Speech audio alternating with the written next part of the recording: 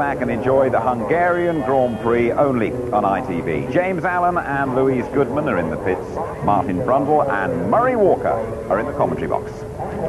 And gosh, I feel nearly as nervous as the drivers on the grid. 10 points separate Michael Schumacher and Jacques Villeneuve in the World Championship after 10 races. They're on the front row of the grid together with Damon Hill right behind them, and the World Championship does not affect him. The race is going to last some 1 3/4 hours on a tough, grueling track, and only about half the cars historically are going to finish it. And the most important of all are the first two corners. That's right, Murray. It's always a difficult start here because it's a downhill slope just as you arrive in the first one. It's very slippery on the inside. Cars tend to focus and lift off earlier than you would normally expect, and there'll be a few guys out there who really want to have a go down the outside. Eddie Irvine's one of them. And I've made a lot of places here in the beginning of these races too. You really can go very late and very deep to the outside of the track, but then you've got to filter back into the queue, and they don't always want to let you in, and it's very dirty offline, as has already been explained. And then pretty much the same thing happens into turn 2 again, but you get a concertina effect and you have to brake much earlier than expected. So I'm expecting quite a lot of action in those first two corners, Murray. Turn 1, a 180-degree right-hander, then it's downhill into the virtually 90-degree turn 2 left-hander. Anxious times at the front for Michael Schumacher. You've heard from James Allen about his car. It's a rebuilt car. They've taken the engine out of the light car that he crashed because Michael prefers that one. He tried both the spare and the other one during the short period before they actually lined up on the grid, and he's made his choice for the spare car. So he starts in pole position for the second time in succession. That's where he was last year. Actually, it's the same three people at the front of the grid as last year, but in a slightly different order. Schumacher, Hill, Villeneuve was the order last year when Villeneuve and Hill were both in Williams. This year it's Schumacher, Villeneuve on the front row, and Damon Hill in the Arrows in the third place on the second row. David Coulthard is down in 8th position. Johnny Herbert is 10th. Eddie Irvine should do well in this race. His trouble in the past has been that he hasn't qualified as well in the Ferrari as he would have liked. But here he's in 5th place, both the Ferraris then in the top 5 places for the grid. And historically what you're about to see is the grid being cleared, and then the cars will go round for that one formation lap. Now, it's pretty hot here, probably not as hot as it is in some of the places where we're being watched from for a change, but the track temperature is about 32 degrees, and if anybody at the back of the grid is tardy getting into line, it could make things difficult for the people ahead of them with overheating engines. Now, you may be surprised to see some of the start lights on there already, but in fact the same set of lights are now used to warn the teams of the imminent procedure leading up to that formation lap as we use for the start proper, Murray. Yep, so Schumacher in a strange car, although not all that strange because he's had 2 cars at his disposal all through the meeting, and the spare car which he's in now with that famous prancing horse symbol on the side of it is the one that he checked out in the half-hour warm-up this morning. Not the one he ideally wanted to use, but Michael Schumacher is good enough to make up for some deficiency in the car, and I suspect that it is not going to be all that deficient. Ross Brawn, that you heard talking earlier on, has done a fabulous job as the technical director of Ferrari, and maybe we're about to see the fruits of it. Ferrari leading the Constructors' Championship, Michael Schumacher leading the Drivers' Championship, and Jacques Villeneuve, his chief rival in the championship and this race as far as the start is concerned. On the left of your picture, Michael Schumacher on the right. Now this is a 14-turn track. The length of the circuit is 2.465 miles. It's 77 laps, a whisker under 190 miles. Look at the heat haze there. It's plenty warm enough today. Those Goodyear runners that have chosen the soft tyres, and that's most of them, are going to be wishing it was slightly cooler. Those tyres are in great danger of blistering if they put too much workload into them, and there's plenty warm enough. It's 31 degrees, the track temperature already. Just a quick word to say that there's only 4 drivers on hard compound tyres in this race. Heinz-Harald Frentzen in the Williams, both the Jordan drivers, Fisichella and Schumacher, who are starting well down the grid, they're on Goodyears, and on the hard Bridgestone tyres, it's Jan Magnussen, the Danish driver in the Stuart Ford, who's starting from 17th on the grid. So this is turn 2. Now you'll see them swing right to turn 3, where we've had quite a few people go off at the beginning of the race in the past. The leaders are up at turn 5 now, coming to the chicane, which they go through at about 60 miles an hour accelerating hard. There's Damon Hill holding a station in 3rd position. And remember, he said on the grid that he was expecting Schumacher and Villeneuve to pull away from him, and that he'd have to work very hard indeed to keep the others behind him. Well, that's right, but it is difficult to overtake. Damon is going to feel very comfortable up here at the front of the grid. He's used to that. He spent most of his time up here when he was a Williams driver, so there's going to be nothing there to frighten him. He knows what to do up there. He knows how to behave, and they're not going to be easily past him, and his tyres are as strong as anybody else's. Remember, I think I'm right in saying that Damon Hill has never finished here out of the top 2. Yes, you are, Martin, and of course he's won the race twice. He won in 1993, won in 1995. There's the man who won in 1994 for Benetton, and that of course is Michael Schumacher, coming up to his position on the clean side of the track.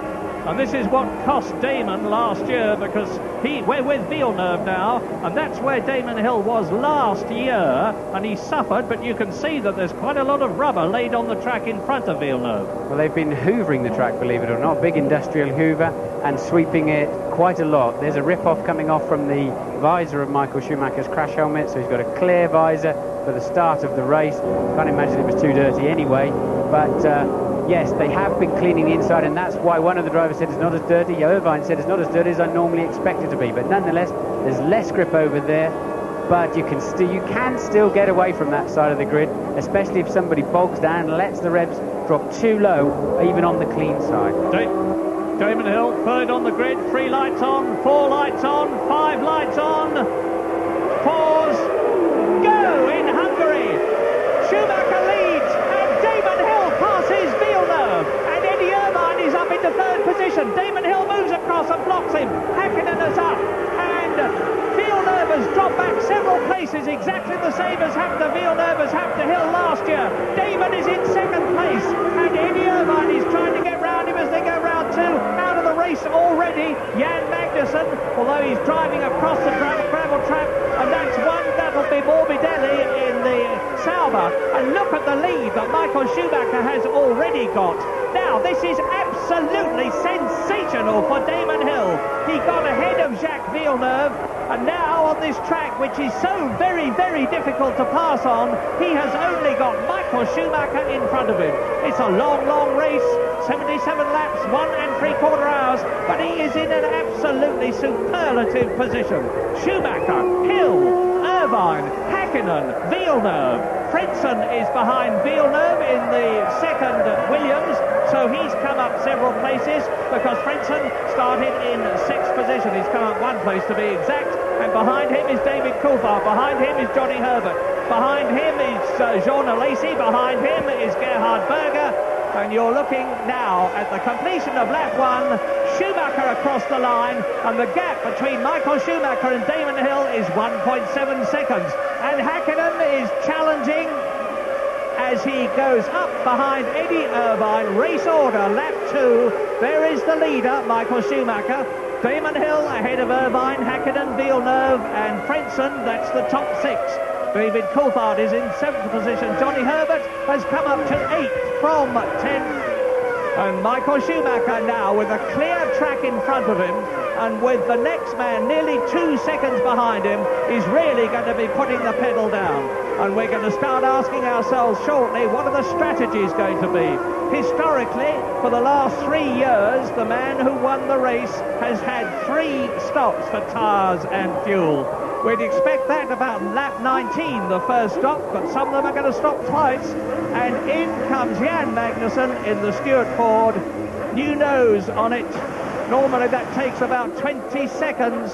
Jan Magnussen has had terrible luck in the Stewart team this year. Yes, you've got a big tyre mark in the side of his car. This is turn 2 we were talking about earlier, where you get a concertina effect.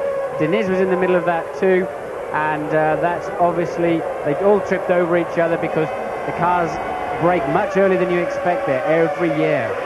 Well, now everybody, certainly in Britain and around the world, I think, will be wondering about Damon Hill. And the big question is the Arrows, which has been unreliable in the past, going to last the race?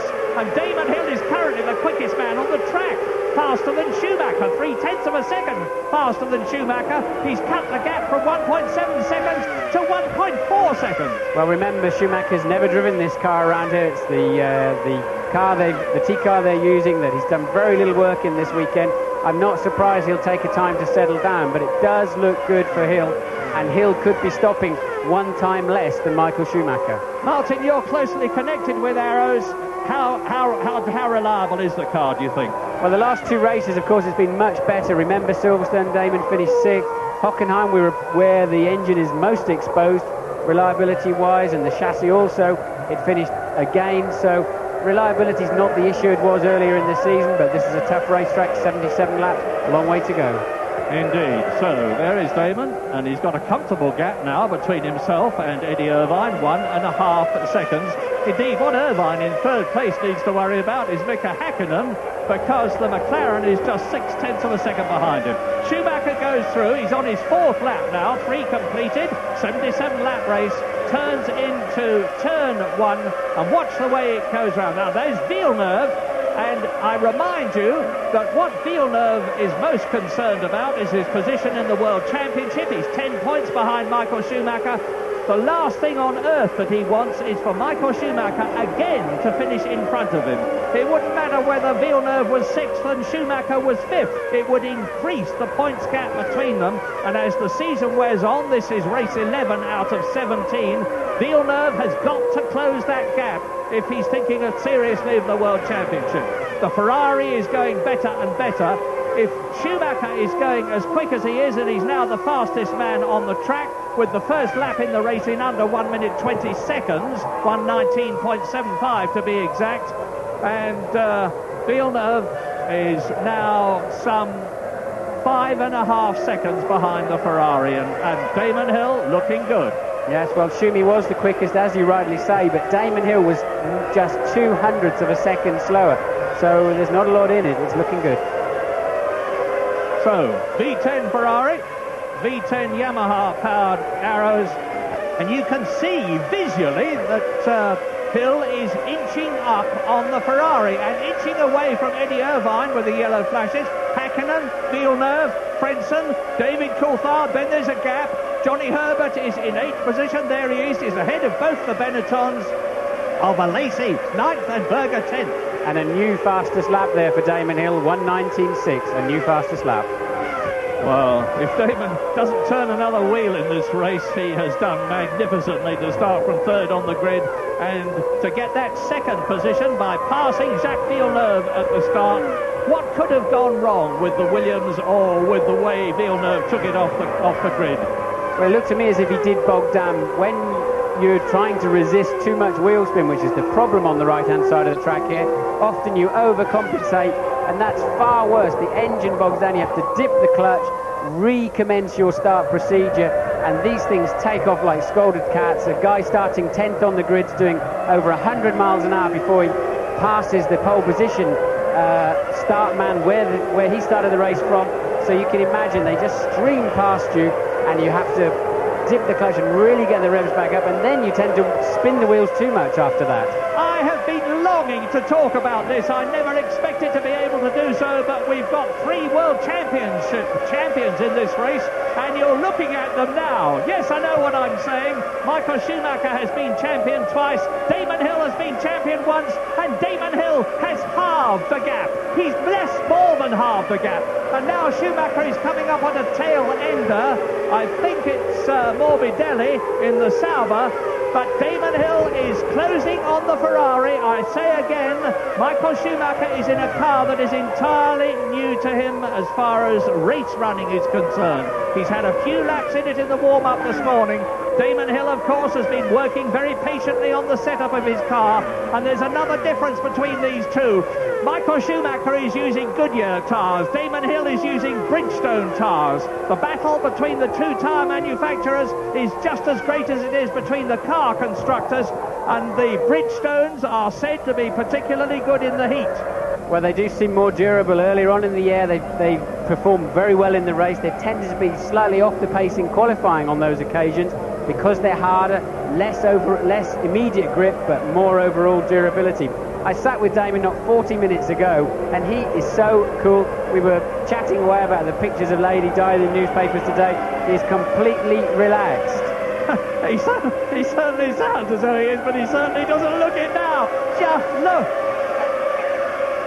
Damon now right under the rear wing of Michael Schumacher's Ferrari. Damon, who has won 21 Grand Prix in his life. Michael Schumacher, who has won 25. And that's Villeneuve trying to go around the outside of... No, he didn't make it. Sorry, it's Villeneuve and Irvine. He's got through. Passed him at turn 3. Irvine had to get off the gas, and there you have it. Yeah, and so what about Mika Hakkinen? Well, we'll keep an eye on, but the producer is quite rightly watching this battle for the lead. We haven't seen one like it for a long time. Shades of 1994. Remember, Schumacher won the World Championship. Damon Hill was second. It went right down to the wire in Adelaide with that memorable coming together, and they've had others. Well, now they are at it again. Schumacher leads. Damon Hill is second. Eddie Irvine in the second Ferrari. Let's look back and see where we see him. No, it's Hakkinen. Hakkinen is up into third place. We've missed that, but Hakkinen is up into third place ahead of Irvine, and Villeneuve has passed the Ferrari too, so presumably Eddie Irvine has got a problem. Well, I think he may have made a mistake. That's allowed Hakkinen through, we believe, and then allowed Villeneuve to take a run at him. So bad news there for Eddie, and bad news for Michael Schumacher too. And yes, Irvine, they're getting ready for him. He's coming in the pit lane, so maybe he's had to come in together with somebody. Here he is now. He's at his pits right now. There he is, into the pits, and there's new wheels and tyres going on. That will happen automatically. Fuel goes in as well, so they've topped up there, and that's going to change the strategy, whatever it was. I can't imagine why he stopped, can you? Well, unless it was a puncture. His tyres looked okay when the brief shot I saw of them, so maybe he had a slow puncture. Just think of Damon Hill now, because all through the season, in a car which sadly wasn't up to his talent, he's been sweating and he's been very, very subdued. He's carried it with great dignity. That's Gianni Morbidelli in the pits already in the Sauber, well down the field. But now Damon's got a car that's been worked on so hard by John Barnard and everybody else at Lee Field, the Arrows headquarters, and the results are there to see. Well, Irvine was a bottleneck because Hakkinen and Villeneuve are homing in on these two now very, very quickly. 1.6 seconds on the last lap. There you see Hakkinen coming into shot. Damon's about to have his mirrors full too. Michael Schumacher's struggling in that car. It's not handling well for him, and it's taking a lot of work and a lot of energy out of those tyres. He's going to be struggling with that car nearer the pit stop time. Go, go, go! Mika Hakkinen closing. He's now 1.2 seconds behind Damon Hill. The order is Ferrari, Arrows, McLaren, Williams and Villeneuve. Frentzen in the second, Williams is fifth. David Coulthard in the second, McLaren is sixth. Johnny Herbert is seventh. Alesi is in eighth position. There are the first four, and Damon Hill is giving Michael Schumacher the race of his life. He's not giving him 1 second's relaxation. Well, I'm not sure where he's going to be able to overtake him. He's not got enough speed down the pit straight, but he's going to have to muscle his way past there. Otherwise, he's going to be under enormous pressure himself, as you can see.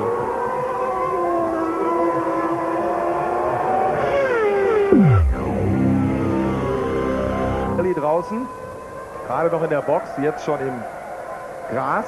Schade, Pech für ihn beim Rückkehrer Grand Prix. Und das ist alles enger zusammengerückt. Ja, es sieht so aus, als würde Schumacher definitiv die anderen aufhalten. Schnellste Rennrunde nach wie vor die von Damon Hill aus der 4. Runde. Und die Zeiten sind gravierend langsamer geworden. Wir hatten am Anfang 1,19er, dann kurzfristig 1,20er. Jetzt 1,23 bei Michael Schumacher zum 2. Mal in Folge. Und logischerweise auch bei Damon Hill, der greift an.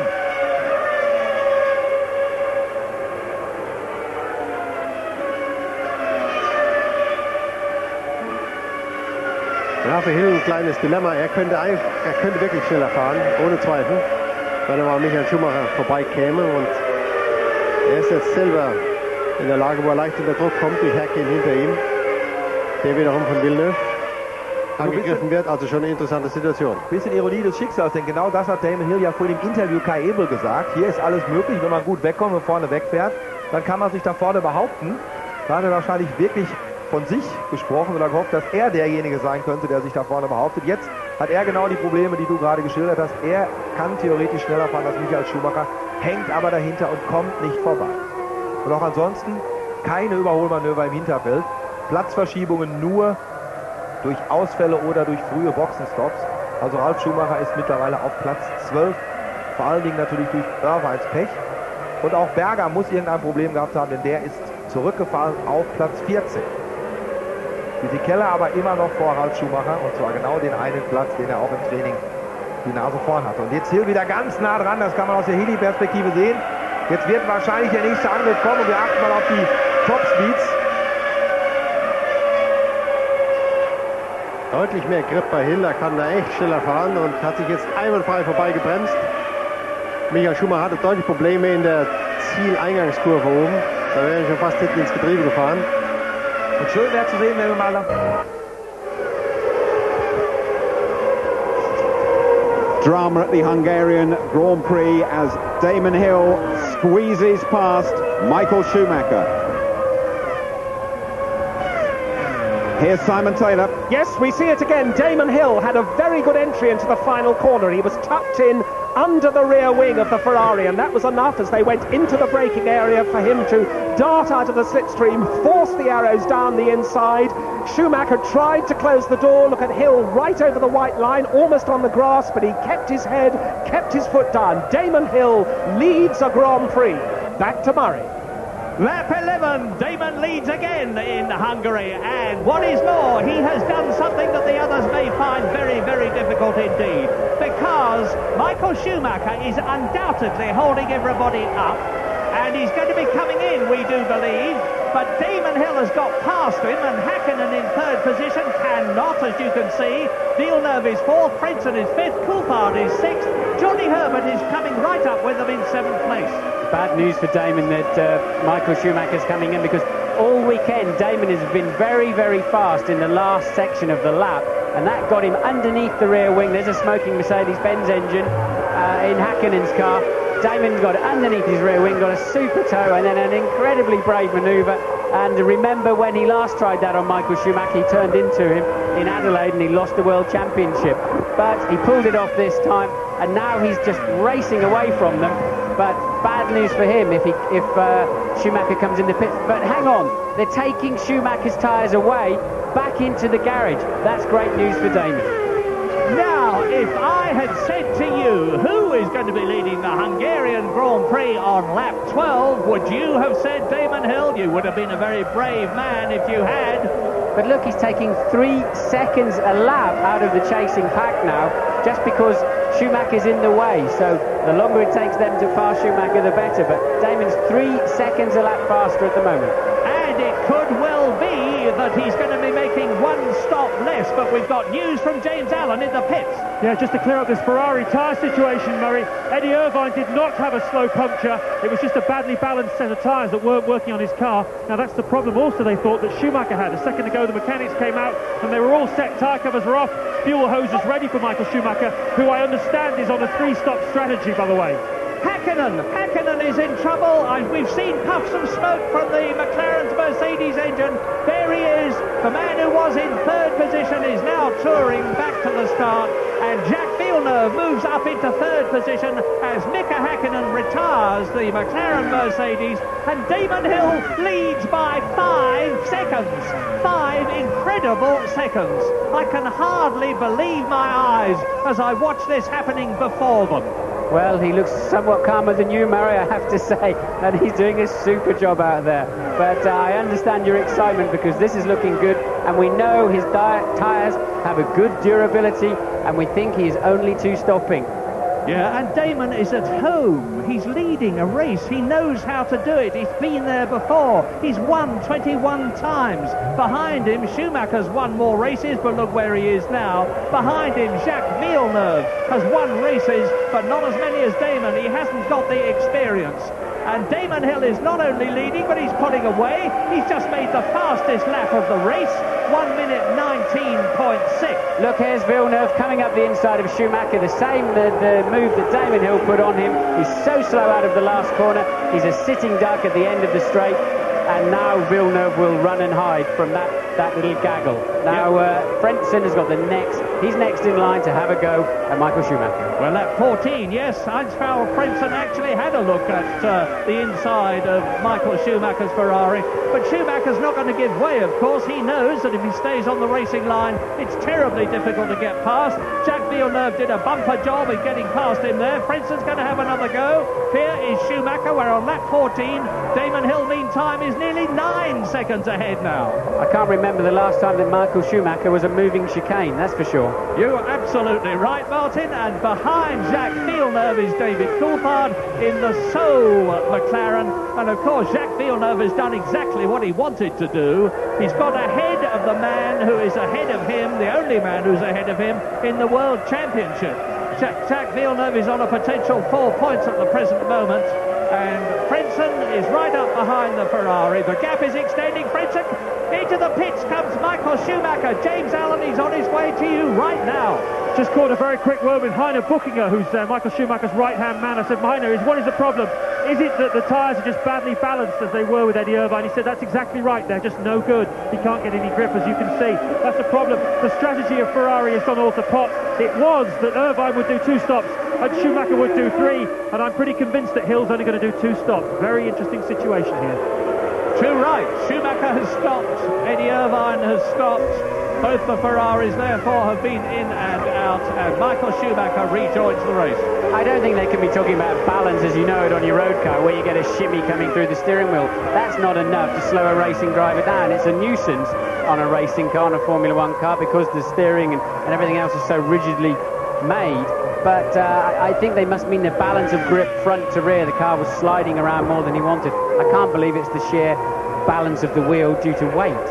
And it really is surprising that you can come in on a set of tyres which you think are awful, put another set on, and the car is absolutely transformed.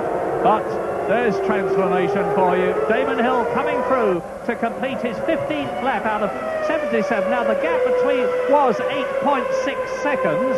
We'll see now whether Jacques Villeneuve, who you see coming down the straight towards us, has closed the gap at all. Yes, he has. It's down to 7.9 seconds. And Frentzen is up into 3rd position.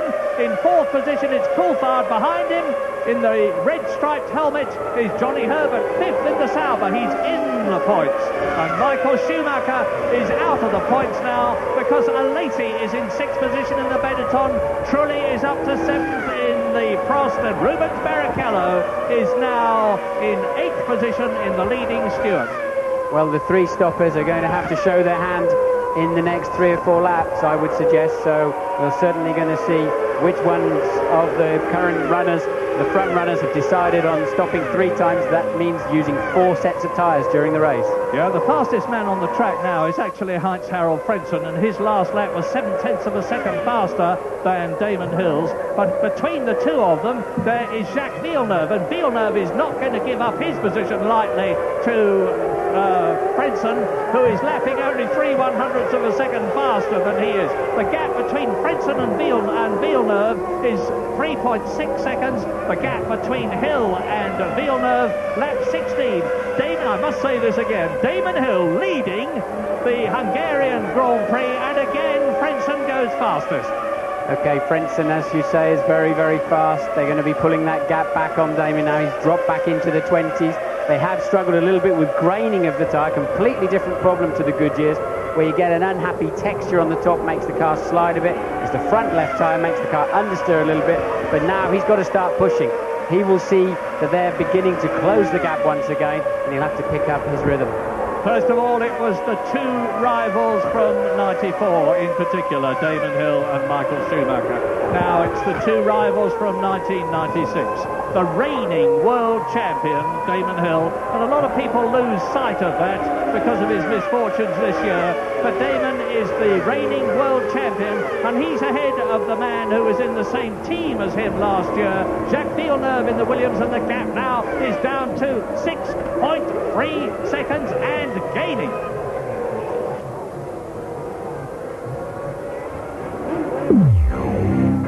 Einfach an der Kürze der Zeit oder an der Unmöglichkeit, sich überhaupt nochmal damit auseinanderzusetzen. Dinitz rausgegangen, der Teamkollege von Damon Hill mit ganz neuen Reifen, also noch nicht mal angefahren. Außerdem waren in der Box Verstappen, der Irvine ja ohnehin, den haben wir vorhin schon gesehen. Morbidelli und Magnussen gar zweimal, auch das hatten wir Ihnen schon gesagt. Und Frentzen im Moment der eindeutig schnellste Mann im Feld. Rückstand auf die Spitze, zwar 8,5 Sekunden, aber schnellste Rennrunde von Heinz-Harald Frentzen mit 1,18,875. Zum Vergleich der Spitzenreiter Damon Hill 1,20,2. Da haben Sie jetzt die Einblendung. Und Michael Schumacher hat 6 Sekunden Rückstand auf Schumacher. Das wäre der erste, auf den er aufläuft. Und wenn er auf den aufläuft, dann ist er auch gleich schon im Getriebe seines Bruders, denn Ralf und auch Giancarlo Fisichella sind ganz nah vor dem Japaner im Prost Honda vor Shinji Nakano. Dinitz zurückgefahren durch den Boxenstopp.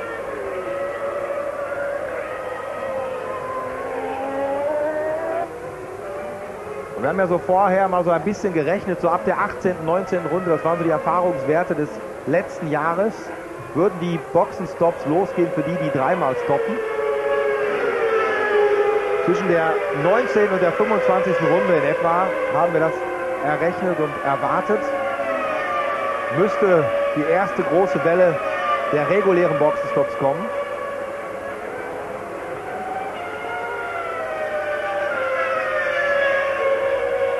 Das neue Chassis hat ja auch einen anderen Tank, einen minimal größeren Tank. Ganz genau verrät das Ferrari natürlich nicht. Diese paar Liter können unter Umständen natürlich auch ein bisschen was ausmachen. Zumindest was die Flexibilität angeht, dass man 1-2 Runden länger warten kann vielleicht. Ja, wiederum bei diesen kurzen Turns zwischen den Boxenstopps nimmt man nicht allzu viel Sprit mit, da wird es nicht allzu viel ausmachen oder wird es überhaupt nichts ausmachen. Denn nur bei den Fahrten, wo man eben versucht, über... Lap 19 out of 77 at Hungary, and the situation is getting even more interesting than it was before, because that's Pedro Diniz, and he's in 19th position. He's been caught by the race leader and his teammate Damon Hill. Is Diniz going to let Hill through? And if he does, is he going to make it difficult for the others to pass him? And Damon Hill, meantime, is about to lap his teammate, and that's Jos Verstappen in front in the tour. Now, this would be a good point for Damon Hill to get past, and he does it. Now, what is Diniz going to do? Does he realise that A, Damon Hill is leading the race, and that B, Jacques Villeneuve is catching him?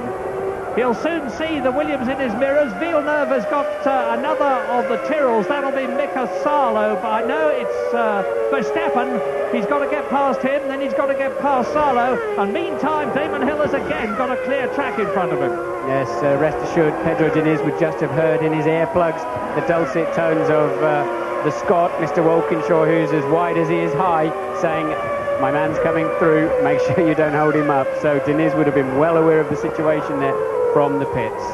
Yes, and one has to wonder also whether Tom Walkinshaw would also have said, and of course, Pedro, behind Damon is Jacques Villeneuve, who's in second place, so make sure you let him through as well. Come on, Murray, you don't really believe that sort of thing goes on around here, do you? No, this is a gentleman's sport. Not for a single moment. Night 20 this is. And Damon Hill now you can see Villeneuve closing up on Diniz. Now, very seriously, the gap is down to 3 seconds. It's not going to be very long before Damon Hill has got Jacques Villeneuve underneath his rear wing. And the question then will be, will Villeneuve on the soft Goodyear tyres have to stop more than Damon Hill on the harder Bridgestone tyres? Now, there is Diniz, he's been lapped. There's Villeneuve, who is second. Then there was one of the Tyrrells, that of Mika Salo. Round turn 2 into turn 3, that's Damon Hill leading, where on lap 21 now. There's a long way to go. As I said earlier on, this race goes on for an hour and 3/4, and it's very hot indeed, demanding and grueling for the cars and the drivers. We're with Villeneuve. Let me tell you a problem that Damon is going to have as we ride on board with Villeneuve. The pitch are breaking up, we've moved away. When you're being lapped, I've been in fast cars and I've been in slow cars, and when you're being lapped by a bright red Ferrari or something that's obviously a Williams or the McLaren of Senna, you move out of the way extra fast. When something like the Arrows, that's not been in the lead of a race much this year, comes up behind you, you're going to work out for a little while, is it somebody I'm racing with, is it Diniz or is it Hill? The blue flags should be giving the game away, but you'll still be taking 2 or 3 corners to be sure you're not letting past a competitor, and that's what's going to happen with this Tyrrell guy. Hopefully he'll realise very quickly that it's Damon Hill that's coming up behind him. It's Jos Verstappen, actually, the Dutchman. He's in 17th place. He's the next man to be lapped by Damon, who's already lapped Diniz and Salo. Now, Damon Hill goes through lap 22, race order. Hill leads. Villeneuve is now only 2.7 seconds behind him and gaining. Princeton is 2 seconds behind Villeneuve and gaining. Coulthard is 4th. Herbert is 5th. Lacey is 6th. Trulli is 7th. Barrichello is in 8th position. Fisichella is in 9th place. Ralf Schumacher is in 10th position in the Jordan. He'll only be stopping a couple of times because he's got hard compound tyres on. Jan Magnussen is out of the race. Morbidelli is out of the race. Mika Hakkinen is out of the race. Of the 22 cars that started on lap 22, 19 are left, and the last one is Mika Salo. And we know that the Williams team, because I'm looking across at them as I talk to you, is getting ready for Jacques Villeneuve to come in, and I don't think there's any sign of Damon Hill being about to do so. Martin, I suspect that Damon Hill will be on a 2-stop strategy. Well, I do know he's scheduled to come in subject to traffic and race conditions on lap 25. It's when he was initially expected to come in. If he comes up behind some back markers, they may pull him in earlier. But it looks to me like all of the front runners are going to be 2-stopping at this time. So Damon's got some clear space ahead of him. No reason to pull him in any earlier than normal. There's going to be some very nervous Arrows mechanics in the pits. They've not been in a position so far this year where their pit stop is super critical. Well, now, you saw Frenson just about to dive past Diniz, Villeneuve having already done so, and as a result of the traffic, Damon Hill has extended his lead again. He's 5 seconds ahead of Villeneuve now, because the Canadian driver lost over 3 seconds in traffic on that lap, and that's given the Damon a big opportunity. Now, looking across the track on the left is Michael Schumacher in the Ferrari. He's down in 12th place behind Nakano in the Prost. Jordan there having a look up the inside of the Arrows. Yes, that's who's that? That's Fisichella. No, sorry, that's Ralf Schumacher passing a Lacey for position. Ralf Schumacher moving into the top 10. And Irvine, you can see, has caught that group back up after his very early pit stop. Truly there. No, that's Nakano, I'm sorry. Nakano in the middle for good measure. Yeah, well, Schumacher... Oh, and off goes the Benetton, and Schumacher is going through and taking Nakano. Now, Michael Schumacher is doing what Villeneuve was doing. He's fairly streaking through the field because he's obviously got a well-balanced motor car now. This is lap 23. He knows the Ferrari very well, naturally. Now, here's a replay. Let's see. Well, that's Lacey running up on the curve and just simply running wide, and you get to a point of no return and you simply can't get it back on without just bouncing along the grass. It looks like we got a Minardi out of the race in the pit lane. So Michael Schumacher up behind Nakano now, the first 10 on lap 24. Hill is 5.7 seconds ahead of Jacques Villeneuve. Hardly believable in the view of the past races this year, but it is wonderfully true. Princeton is 3rd, Coulthard is 4th, Herbert is 5th. Trulli in the Prost is in 6th position. Rubens Barrichello is almost in the points again. He was in Monaco where he finished 2nd in the Stewart. Fisichella is in 8th position. Ralf Schumacher there, Nakano, and Michael Schumacher in 11th place. And Lacey, by going off, has dropped down to 12th position as we look at Damon Hill in the Arrows Yamaha, leading in Hungary before the spellbound gaze of well over 100,000 people. Now, the tyre covers, I can tell you, are off Jacques Villeneuve's car. Now, a pit stop here takes over 35 seconds, and by that I mean from coming into the pit lane and stopping and taking on tyres and fuel and leaving it again and getting up to speed. So this is going to be an enormous advantage to Damon. If he's got anything left in reserve, in comes Villeneuve. James. Looking at the tyres coming off Villeneuve's car, they don't look too bad at all. I was just looking at Irvine's and they were a real mess. Terrible blistering. Meanwhile, David Coulthard has also come in. There's a stuck right front wheel nut. That's lost him a little bit of time, 11 seconds. I think it's 2-3 seconds. Well, I'll let Martin judge that by the amount of fuel that went in. But certainly that stuck front right one wheel nut certainly held him up, and we expect Damon any moment now as well. And there's Coulthard coming out of the pit lane behind Villeneuve. That's confirmation of the fact that they're on a two-stop strategy. And coming up behind them is Trulli. That was Jarno Trulli. He's in 6th position. Then there was Barrichello. It's all closing up now, and it's going to get more and more exciting and more confusing. Okay, Damon is in this lap. It's his 25th lap, so the team are very much on schedule. Damon Hill this time into the pits for a fresh set of tyres and a little drink for the engine.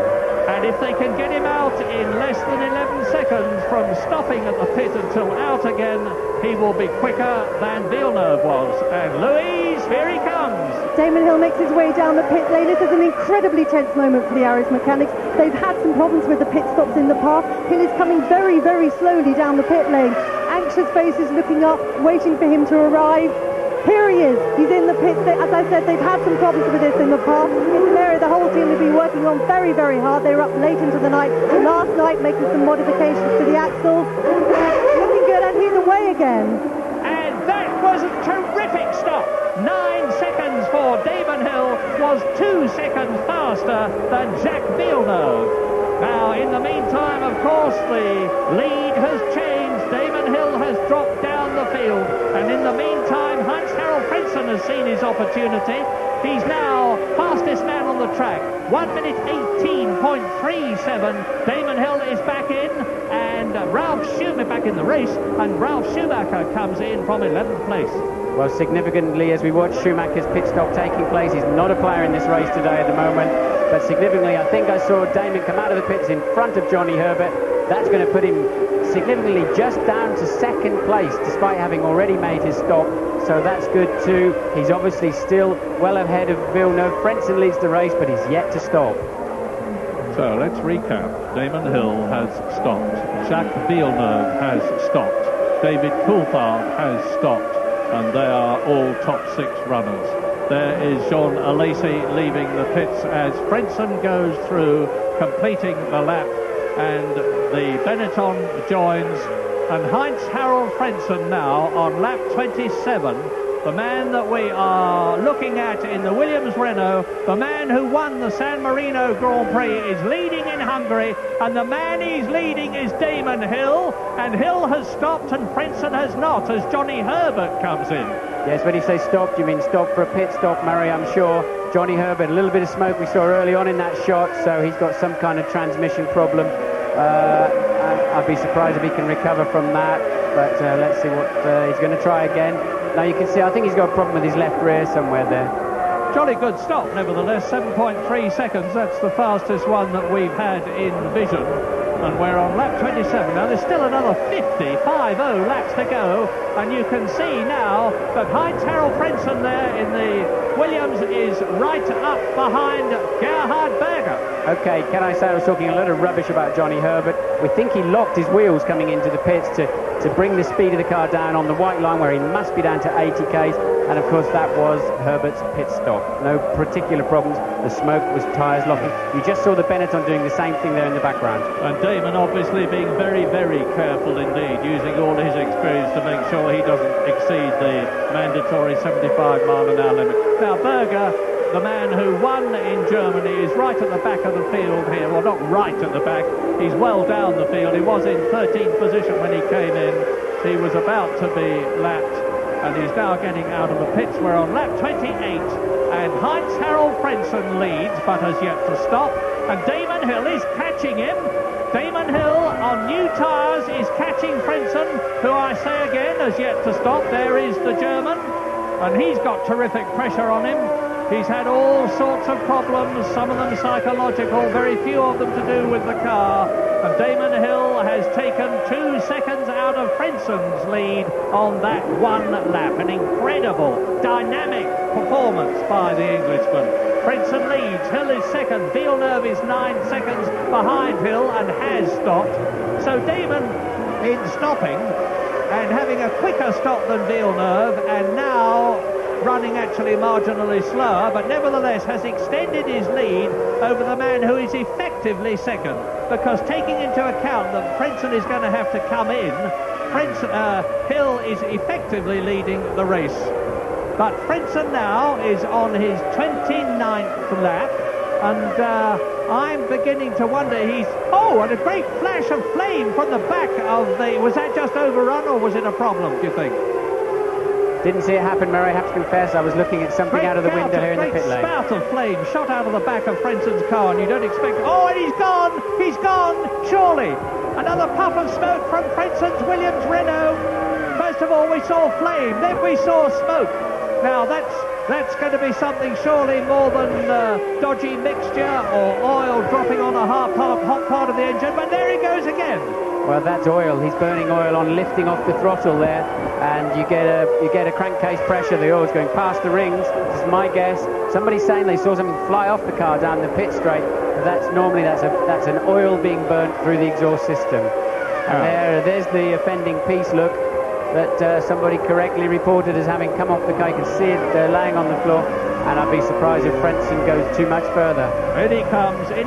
He's the only man in the field now who has not stopped, and now he's doing so very late. This is lap 29. I'm watching for Damon Hill to go through in the lead.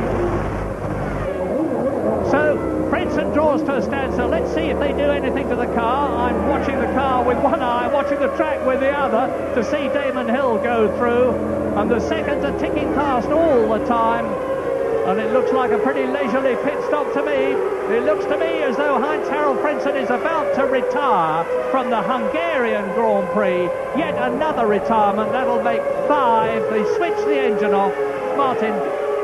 Well, that's just oil coming through the exhaust pipes. The very dramatic, but not actually in itself a big problem. But clearly there's something wrong with the oil system of the car in some way. We'll no doubt the ITV pit crew will find out exactly what the problem is. He doesn't look too impressed, does he? Well, I wonder when things can start to go right for poor Heinz-Harald. He's won a race, he's had a second place, he's had a 4th, but everything has gone rotten for him.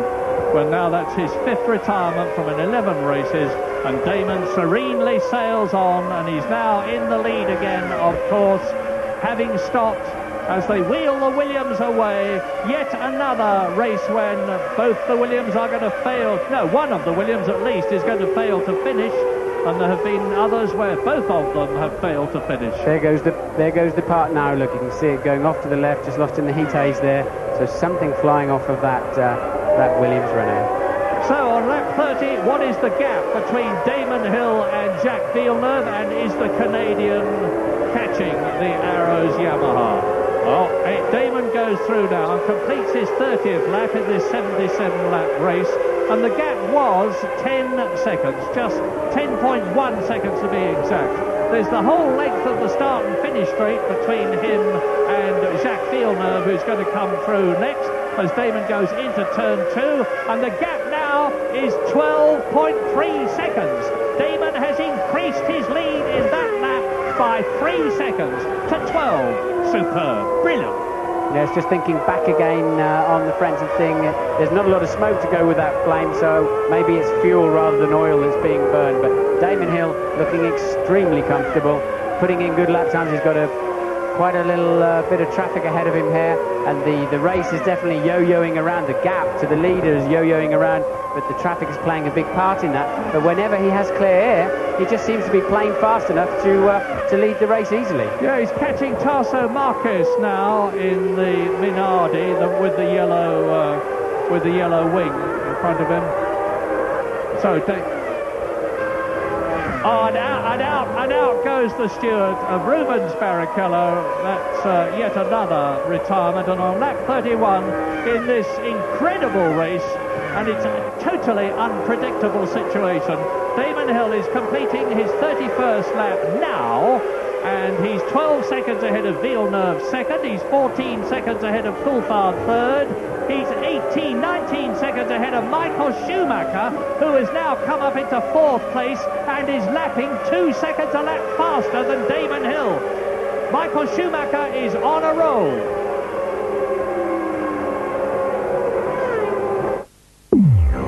An den Koteletten an der Seite, die haben also alle die gleichen Frisuren wie Heinz Harald. Der teaminterne Einheitslook. Ja. Kommt immer montags, wird gekämpft bei Williams.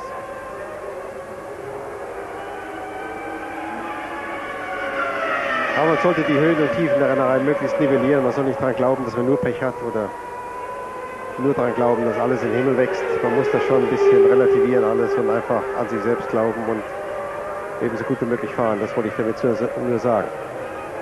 Und man muss hoffen, dass irgendwie sich das Ganze doch noch zum Guten wendet. Zum Beispiel bei Ralf Schumacher, der hat jetzt seine schnellste Rennrunde gefahren, 1:20,741, liegt aber trotzdem nur auf Platz 10. Es führt Damon Hill vor Jacques Villeneuve und David Coulthard. Michael Schumacher auf Platz 4. Wir machen auch einen Boxenstopp. Bis gleich.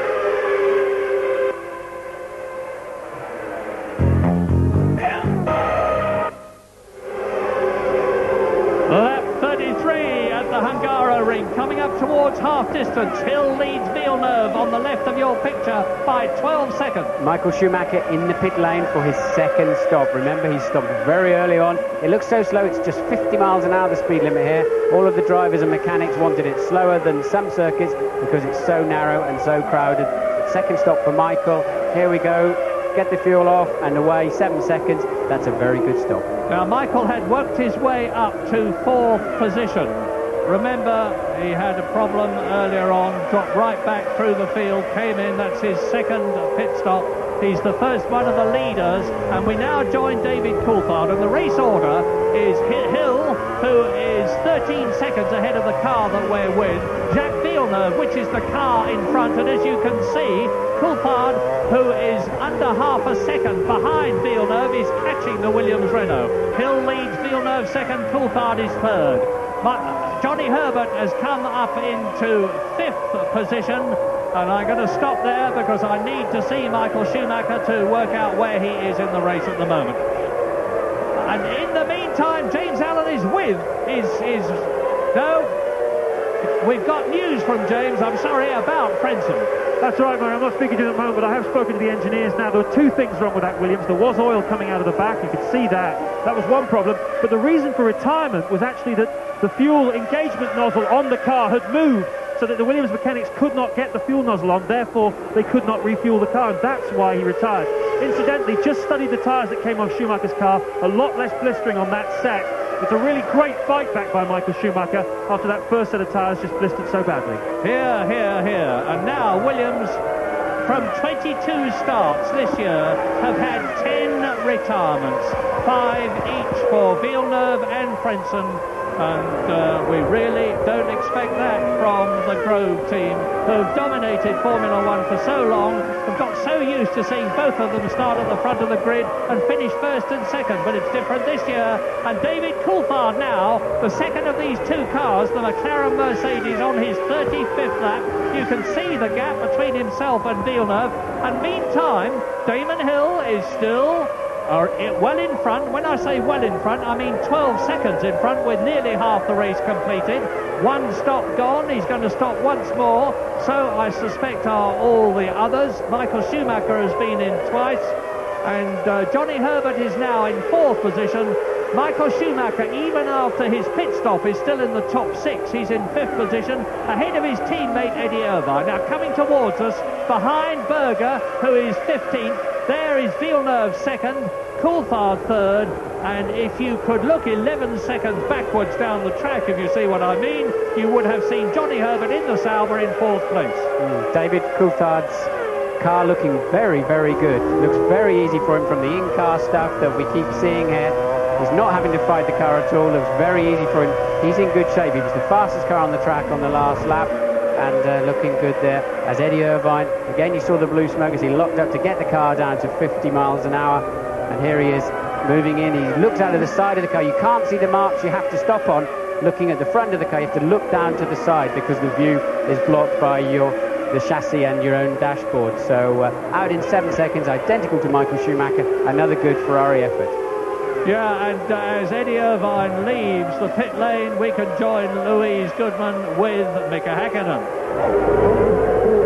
Mika, an early stop for you. What was the problem with the car? Yeah, it was definitely early start. I lost hydraulic pressure from the car, so I didn't have a gearbox anymore. So only what I'm going to do is to switch off the engine, drive side of the track and come back and speak with the engineers and try to understand how we can fix these kind of things, not to happen again in the next race. It was a busy start for you. You were looking good for a while. Oh, it was looking good. It was exciting. I was a bit blocked by Villeneuve. I probably could overtake him inside, but it was too risky because I knew he was going to close the door anyway. So I decided to go outside. And obviously Irvine got a good start because I was stuck behind the Villeneuve. But very exciting first corner. I liked it. Exciting. Well, poor old Mika Hakkinen, that's his fourth retirement this year. Coulthard's dropped out 4 times as well. We're watching him now in third position. And I was talking about Williams not finishing cars this year. It's been the same with McLaren, sadly. But the Williams and the McLaren, the sole one of each make left in the race, are battling, and we're with David Coulthard looking ahead at Jacques Villeneuve as Damon Hill maintains that 12-second gap. This is lap 37. And he's 12 seconds ahead. Villeneuve in front of us now with David Coulthard visually getting closer. Johnny Herbert is 13 seconds behind us now in 4th position. So Damon Hill is leading. Johnny Herbert is 4th. Eddie Irvine is in 10th position in the Ferrari after his stop. And that was Denit's 4th position there. That wasn't Damon Hill you saw there in the arrows. Denit's passing Verstappen for 12th place. Probably had a wake-up call having Damon whistle past him like that in the same car leading the race. But 3 Brits in the top 4. And I think if Coulthard could just get around Villeneuve somehow, he would be chasing after Damon. He looks like he's got a very good car.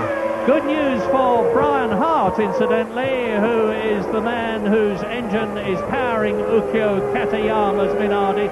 I know Brian isn't here because he's had a tooth operation problem and he'll be watching this race. Well, your man Ukko, Brian, is in 14th position. Tasso Marquez in the other one is in 17th place. We do hear rumours that Brian's working on a new engine, but whether it's true or not, I don't know.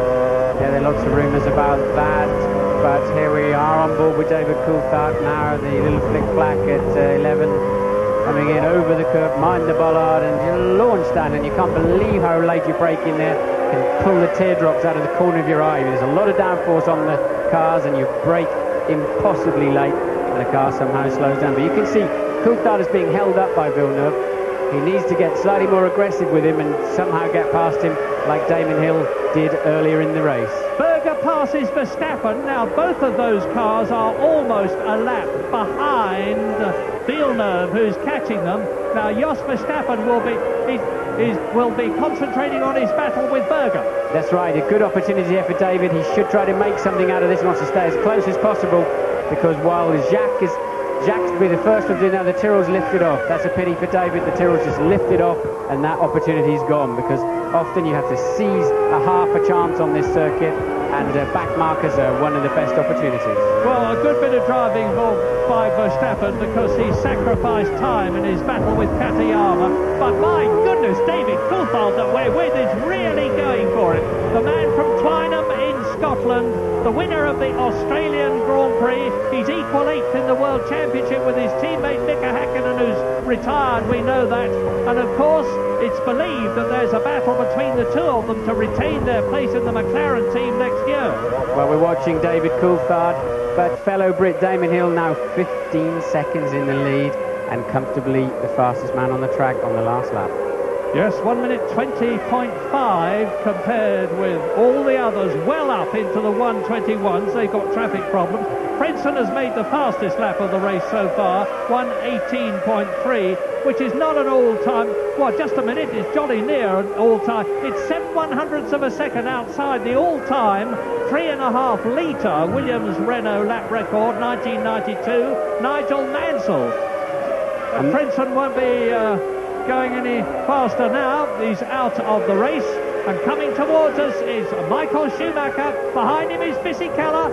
Schumacher is fifth. Fisichella is Schumacher is fifth and Fisichella is sixth. Yes, Fisichella has been minding his own business, driving a very, very good race, often down into the 19s and way ahead of teammate Ralf Schumacher. Nakano also, he's ahead of Trulli in the Prost, and he's just running one place behind Fisichella. Two guys there, 6th and 7th, doing a good job, but Fisichella looks like he's about to be all over the back of Michael. Interesting point, Martin. Fisichella, we know, is on hard compound Goodyears. The others are on softs. He may well be making one pit stop less. He's in 6th position in the points now. That could well move him up. That's right. Michael looks like he's beginning to struggle again on this, what is his 3rd set of tyres. So Fizzy on the harder tyres, and Michael's got his mirrors full of very bright yellow Jordan. And over the line goes Villeneuve to complete his 40th lap. He's on lap 41. Behind him is David Coulthard. They're cutting their way through midfield then at the present moment. And it's Gerhard Berger limping along in 14th place. His teammate Jean Alesi is 11th. Here are the top 10 as you watch the battle between Villeneuve and Coulthard for 2nd place. Hill is... I just can't get over this. He's now 18 seconds ahead of this battle. He's lapping consistently a second a lap faster than Villeneuve in the Williams Renault and then Coulthard in the McLaren Mercedes. Johnny Herbert is 4th in the Sauber, 14 seconds behind the battle for 2nd place. And we're watching now the battle between Michael Schumacher for 5th position with Giancarlo Fisichella behind him. 7th is Nakano, the Japanese driver in the Prost. 8th is Ralf Schumacher. 9th is Jarno Trulli. 10th is Eddie Irvine, Ferrari. So let me try and explain to you why I think Hill is leading this Grand Prix compared to earlier ones in the year where it was a complete disaster. It's very tight around here. You spend most of your time in a corner. Damon is very smooth. He knows this circuit well. He is very, very good here. They've never really had a problem with the balance of the chassis through the year. Plus, the new D-Spec Yamaha has been more reliable and more powerful, but the engine plays a much lesser part of going around this lap than, say, Hockenheim at the last Grand Prix. All of those together, plus the Arrows team just gelling. There are a lot of new people thrown into a new team at the beginning of the year over the winter, and suddenly it's coming together, and Damon is responding beautifully. Martin, with my reputation, I am not going to say anything except that Damon Hill is proving, not that we needed proof, that he's a thumping good driver, and if he gets the right machinery, he'll show them the way home. Well, it's very timely for Damon while there's a few top seats unsettled, a lot of household names, a lot of key players not yet signed up for next year, and as Gerhard did last time in Hungary, then Damon Hill is doing here, last time in Hockenheim, Damon Hill's very much doing here, saying, don't forget me. And this is Fisichella all over the back of Michael, who is fighting to stay in the points. Michael Schumacher is 5th on 2 points. Giancarlo Fisichella, one of the youngest drivers in the race, 24 years old, and it's only his first full season. He's harrying the Ferrari every inch of the way on harder tyres.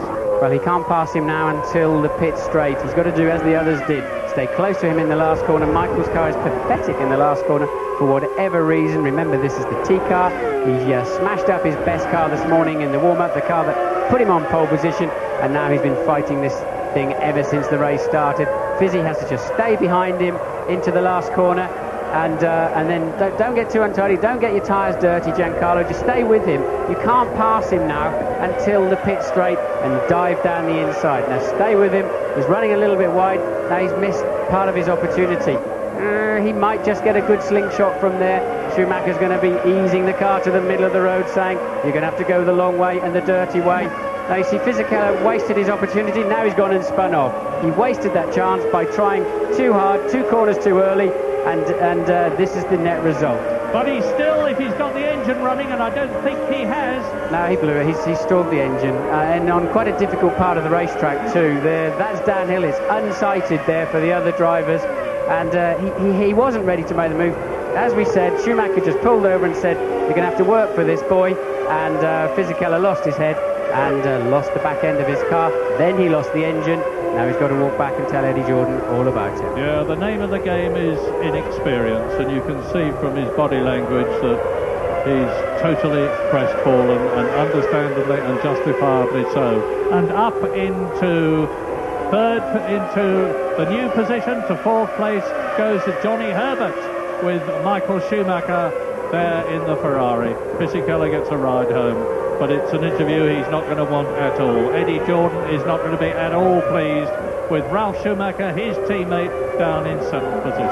Well, he needs to look at that on the video when he gets home and understand why he didn't have his car in the right place, which was underneath Michael Schumacher's gearbox in the last corner, and not, here we see now from a different angle, there's no space there and it's very dirty. The track falls away from you, and very quickly you're past the point of no return. You should then just bury the throttle at that point, even if it's a big pall of blue tyre smoke. You should bury the throttle and keep the engine running instead of thinking, oh no, I think I'm going to spin it. And he didn't do that. And he's paid the price. Lap 44, Damon Hill still leads, and he not only still leads, and there he is, but he's 20 seconds ahead of the battle between Villeneuve and Coulthard. Villeneuve is having to protect his position every inch of the way. Coulthard is attacking every inch of the way. Damon Hill is driving round on his own with a clear track in front of him most of the time, although he's coming up to Gerhard Berger to lap him now. But Gerhard is a very experienced gentleman. This is his 203rd Grand Prix. He knows what the score is, and I have little doubt that he will let Damon Hill pass, because he will know from the way that the Arrows Yamaha has borne down on him that there's a much faster man on the track and that it's time to move over. Hill leads by 21 seconds now. Villeneuve and Coulthard together, 2nd and 3rd. Johnny Herbert up into 4th place. 2 British drivers in the top 4. Michael Schumacher is 5th.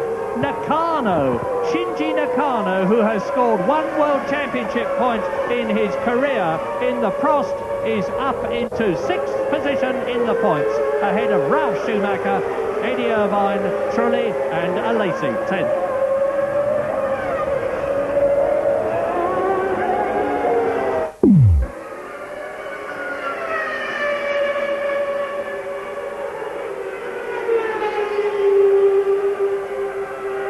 Die Spitzengeschwindigkeit nicht so hoch von ihm. Naja, doch 279, das geht gerade noch so, aber jedenfalls sein Auto liegt mit Abstand von allen am besten bei diesem Rennen. Damon Hill vor Villeneuve, dann Coulthard, Johnny Herbert, Michael Schumacher, der jetzt wieder eine 1:22,3 gefahren hat, auf Platz 5. Nakano auf 6 und Ralf Schumacher auf Platz 7. 1:20,270. Also er jetzt doch konstant in den 1:20ern. Doch noch in Richtung Punkte unterwegs mit den harten Reifen. Schön Platz gemacht da vom Tyrrell. Ganz ordentlich Platz gemacht für Villeneuve und Coulthard. Jetzt laufen sie wieder auf den nächsten Benetton auf. Benetton absolut enttäuschend heute. Alesi 10., Berger 13. Also da geht gar nichts zusammen und so schnell geht es beim Formel 1 Rennen. Berger beim letzten Rennen noch der strahlende Held, der große Sieger. Jetzt weit hinten mit runden Rückstand. Da geht ein enttäuschter Fisichella.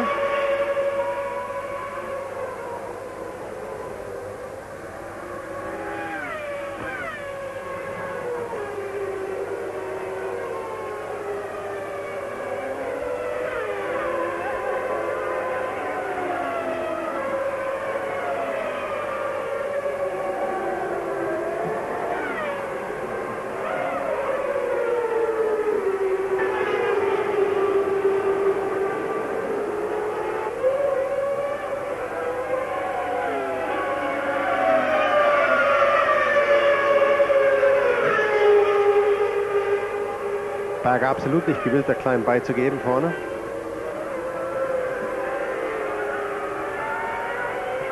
Und Damon Hill kann es nur recht sein. Sein Vorsprung wird dadurch wieder ein bisschen... Lap 47 at the tortuous hungaroring. No change at the front. Damon Hill leads by 22.5 seconds. Michael Schumacher, that you see there, is in 5th place. Villeneuve and Coulthard are battling for second position in respectively the Williams Renault and the McLaren, ahead of Johnny Herbert, who is fourth. This is the battle for fifth, and believe it or not, the man who's in sixth place is Shinji Nakano, the Japanese driver in the Prost. Yes, we just saw Michael Schumacher having to fend off Nakano from coming up the inside of him there. I mean, he's going to be wondering what on earth's going on, having dominated the entire weekend to date. Started this race from pole position. He's got Nakano snapping at his heels. He will be amazed. But if I was McLaren, I would bring Coulthard in early now. He can't pass Villeneuve. He's got no speed advantage anywhere in particular. I think he's just generally quicker around the lap. But David Coulthard's been stuck there behind Villeneuve for too long. Just 4 or 5 tenths, sometimes 2, sometimes 6 tenths behind. But generally, he's not going anywhere. And if they want to win the race, they must come in, pit before Williams, I'll put some fresh tyres on it, and hopefully David will do a great outlap and just leapfrog in front of Villeneuve. Then I think he can go and have a go at Damon Hill's 23.8 second lead. That would be good to see, but now let's talk about the World Championship. It's very interesting, because Jacques Villeneuve, who is 10 points behind Michael Schumacher when this race began, is in second place on 6 points. Michael Schumacher is in 5th position on 2 points. The gap between them is therefore down by 4 points as Nakano from 6th position comes in for a tyre change. And that means to say that if things stayed the way they are now, and I doubt that they will, they seldom do at the hungaroring, it would mean that Michael Schumacher was still 6 points ahead of Villeneuve at the end of the race in the Drivers' Championship. And we're expecting Damon Hill to come in shortly. He's on his 49th lap now. Any time from, I would have said that was a bit early actually, on a 2-stop strategy. I would have expected him round about lap 55, but we'll see. He was scheduled to come in on lap 25 and lap 50, Murray, to split the race into more or less equal segments. That'll leave him a 27-lap run then to the end of the race. Well, there's a sporting chance that he might get out of the pits ahead of Villeneuve. Well, no, I don't think so on reflection. Stops are taking something like 30 seconds, a bit more than that, from entering the pit lane until leaving it. Damon at the moment is on a 24-second gap. So he would rejoin the race probably in 4th position, but he would have had his 2 stops, and Villeneuve and Coulthard, and of course Johnny Herbert is 4th, would still have to come in. And it looks, Martin, as though McLaren have not heard your advice to bring Coulthard in. He's still there. Well, if I was Maka, I mean, I'd have that car in the pits now, but then what do I know? Yep.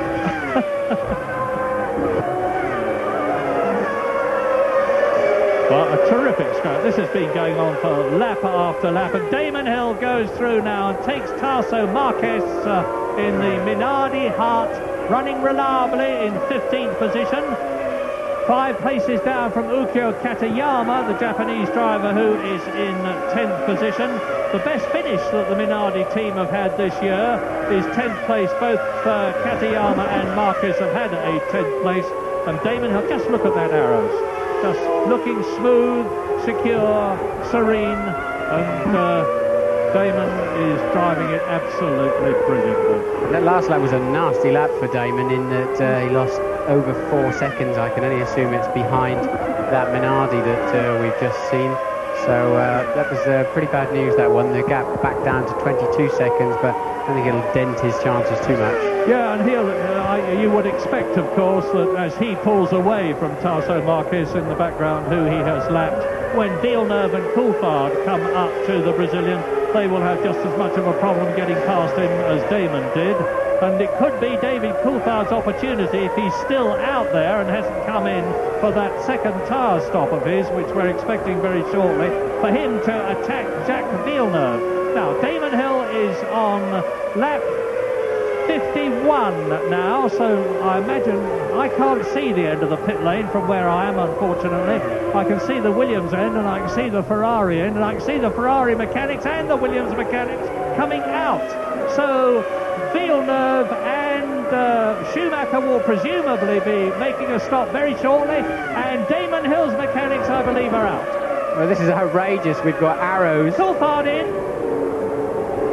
David coming into the pits. You can see have Arrows, Prost, Jordan, McLaren you see now, Benetton, Ferrari and Williams mechanics all in the pits for the same lap. Now, what about David Coulthard and Villeneuve? Well, Coulthard and McLaren must have heard what Martin said. They brought him in, and there in the background is the Ferrari. Go for it, David. You've got to nail this car on the outlap to get yourself ahead of Villeneuve. I mean, don't spin off, but go for it. By that, of course, we mean that when Villeneuve comes in, if Coulthard has put in a really, really quick lap, he could just get past the exit of the pit lane as Jacques Villeneuve arrives there. So we're on lap 51. Damon Hill has still only made one stop. Villeneuve and Damon Hill is now coming in. This is his second stop. Nice and slow. James Allen. Yes, the tyre covers are off for Damon Hill. Again, a tremendous atmosphere down here. I was just talking to Les Jones, the chief mechanic, who was with Damon at Williams. He was his number one mechanic. A lot of scuffing on Damon's right front tyre. Nice and methodical. Look at the lack of haste. Speed, but not haste. Not rush. No damage. A little bit of problem dropping the clutch. Nice stop. Go on, Damon. I was there when Tom Walkinshaw said to them, I don't want the fastest stop of the day. I just want a nice, calm stop. And Villeneuve into the pits. There we go. This is a critical stop for David Coulthard. He took 7 seconds. What's Villeneuve going to be? It's less. No, it's not. I'm looking at the wrong figure. Villeneuve slightly more. It's going to be touch and go. You saw Coulthard coming into the pit straight. Can he get there before Villeneuve gets out of the pits? I don't think he will. And in comes... yes, he has. Yes, he has. No, he's run wide. Oh, David, what did you do that for? David Coulthard sees all his hard work lost because Jacques Villeneuve dives on the inside, chops him off at turn 2. He's every right to do so. That is Ralf Schumacher, who was 5th when he came in. Damon Hill has stopped, and now his big brother Michael, 7 years older than Ralf, coming in and coming out. And the other Schumacher behind him. So Hill has stopped twice. Villeneuve has stopped twice. Hill is still in the lead. Coulthard still battling, and they're having another go there. That was Villeneuve, and Coulthard is he realises that Villeneuve's on cooler tyres, and if he doesn't get him this lap, he's going to have a heck of a job to get him on any other lap. We've seen them fighting, and Villeneuve is streaking away. Well, you're allowed to move across the track once. You are not allowed to weave in Formula One. Villeneuve there was touch and go, but he'll get away with that. The stewards are not going to be calling him in, but you're not allowed to block dangerously another driver. But it's so crucial here. And that slight slip of David as he tried to go, he saw the moment, tried to seize it, went wide around the first corner, letting Villeneuve through. What a shame. And Lacey on a very long stop. Looks as if they've got a left rear problem. Rear problem, and he's away now. Two very tough campaigners in Jacques Villeneuve and David Coulthard. Here they are, but you do not mess with Jacques Villeneuve. And we're on lap 53 now. There are 24 laps left, and Damon Hill is 26 seconds ahead of this battle. And the better news than that even is the people who are pursuing him are fighting each other like crazy and watching each other. So they're really not focusing on Damon too much. They're focusing on each other, so good news. But see why I thought they should have brought the McLaren in a lap earlier. On fresh tyres are everything around here. You can find 2 seconds a lap very quickly, and that would have leapfrogged him. He wouldn't have had to have that scrap into the first corner. I think he would have been well clear. Well, just don't get any ideas about becoming a team manager, Martin. That's all I can say. Lap 53 now, and the battle continues. Hill has just gone round in 1 minute 42.6 compared with Villeneuve and Coulthard 1 minute 43.8, 1.2 seconds slower. There is Hill, 53 laps completed. Watch the caption and you'll see Villeneuve and Coulthard coming up together, second and third, and you'll see the time gap between them as they approach turn 14. And remember, Hill is down the start and finish straight, round turn 1, into turn 2, as they complete the lap, and the gap between them, 27 seconds between Villeneuve, Coulthard, Damon Hill. Well, apparently my team are very happy that Coulthard didn't get past Villeneuve. The news comes up from the pit. Arrows are pleased that Coulthard didn't get past because, like me, they think he could start coming back at Damon and putting Damon under pressure. Yeah, but Martin, I am astounded when you look, in all seriousness, at Jacques Villeneuve. who this year, the French-Canadian in the Williams, has won 4 Grand Prix and was a lot of people's tips, including mine, for world champion. And look at this race he's driving against Damon. Well, Damon's got the better car, the better tyres and the better style around this racetrack. Villeneuve's been on the defensive virtually all afternoon, as has Michael Schumacher. So when David Coulthard falls off to sleep this evening, he's going to have a picture of the gearbox and rear wing of that Williams in front of him. So and I've had many races here where you spend the entire race behind the same car. This is Jordan having a go at the inside of that's Schumacher passing quite easily Nakano. Looks almost as if he frightened Nakano out of the way. So now Louise Goodman has finally tracked Heinz-Harald Frentzen down. What's the news? Heinz-Harald, can you tell us what the problem was? Well, I have to find the right word in English. It is the fuel nozzle which broke down, so the fuel kept running out, and 2 laps before I went into the pits, there were coming flames out of the car, so I had to pit in early and stop the race. We can see those flashes coming out of the back of the car. What can you feel inside the cockpit when that's happening? Well, I haven't felt anything, any temperature. I only saw the flames coming up there. That was the only thing I saw. Martin, as we watch Villeneuve and Coulthard... That's an arrow's going slowly. Which one is that? I think it's Denitz, but an arrow's going very, very slowly there in the background. Well, there's Damon, so it's not him. It's Pedro Diniz, obviously some kind of technical problem. Oh, take a deep breath of relief on behalf of Damon's fans, of sympathy on behalf of Diniz's many fans, particularly in Brazil. But if you're in... There is Diniz out of the race. But Damon, if you're in a lead car with someone right behind you, like Villeneuve is with Coulthard, in what ways does it inhibit your progress?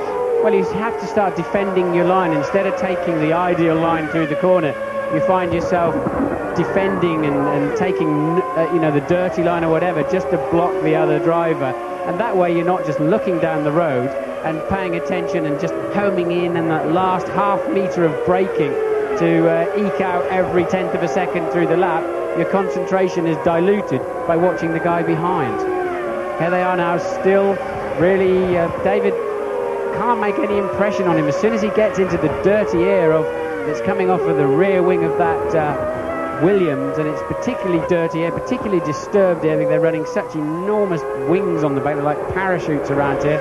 You can see how many elements there are in the wing and the angle of attack, and it really does upset the airflow over your car. Pedro Diniz, battery voltage problems apparently. Lap 56, so battery problem for Pedro Diniz. I was just wondering what had happened to the Arrows Yamaha, for fairly obvious reasons. And on lap 57, Damon Hill in the sole Arrows Yamaha that is left is now pulling away from Jacques Villeneuve and Coulthard. As Martin has so eloquently described the situation, they are holding each other up. Villeneuve is having to take a less than perfect line to keep Coulthard behind him. Coulthard just can't get past the Williams. And how he will be ruining not having come in earlier. And Eddie Irvine, 4th position, comes in. Race order lap 57. Hill leads Villeneuve and Coulthard by 28 seconds. Eddie Irvine was in 4th position. He was only 8 seconds ahead of Johnny Herbert, so the Sauber will have gone ahead. I didn't see it happen.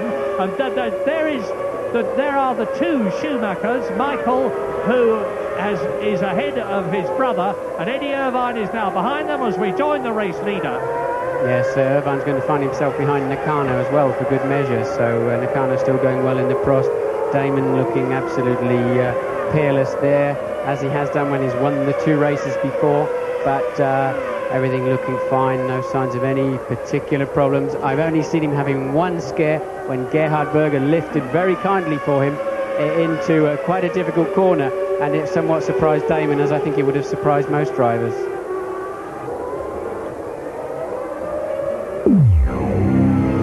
Sensation wäre ein Sieg heute. Ja, der 3. Platz wahrscheinlich gigantisch. Also Das war schon fast ein Sieg. Und was heute da abläuft, das ist ganz unglaublich. Also ich habe das schon lange nicht mehr erlebt, dass ein Auto dermaßen aus den Tiefen kam und dann plötzlich so vorne rumfährt. Das ist sensationell. Die Frage, was Ralf macht. Hilft es seinem Bruder, dass er auf jeden Fall den einen Punkt dazu bekommt? Könnte er sich eigentlich revanchieren. Aber ich meine, 6. Platz, 1 Punkten.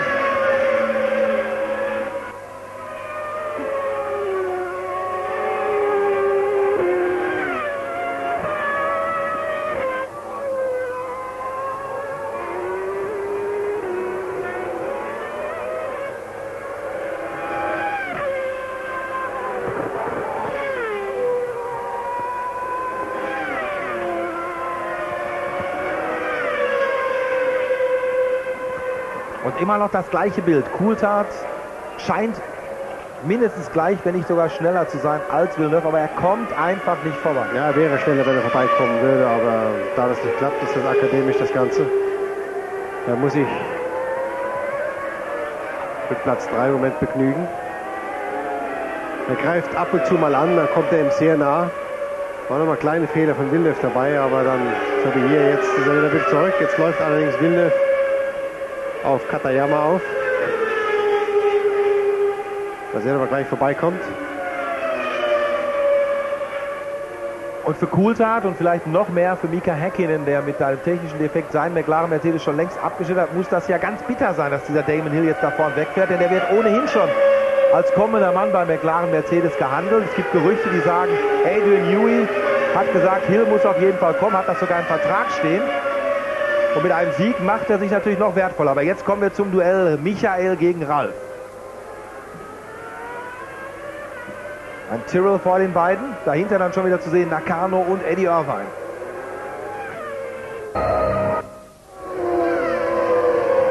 Back at Hungary with uninterrupted commentary for the rest of the race. Not a break in sight, but what about Damon Hill leading Jacques Villeneuve and Coulthard by 29 seconds. Herbert is fourth, and here are the battling Schumacher brothers, Michael in the Ferrari, Ralph in the Jordan, a situation that we have never had in the previous 10 Grand Prix. It's only Ralph Schumacher's 11th Grand Prix. It's his brother Michael's 95th Grand Prix.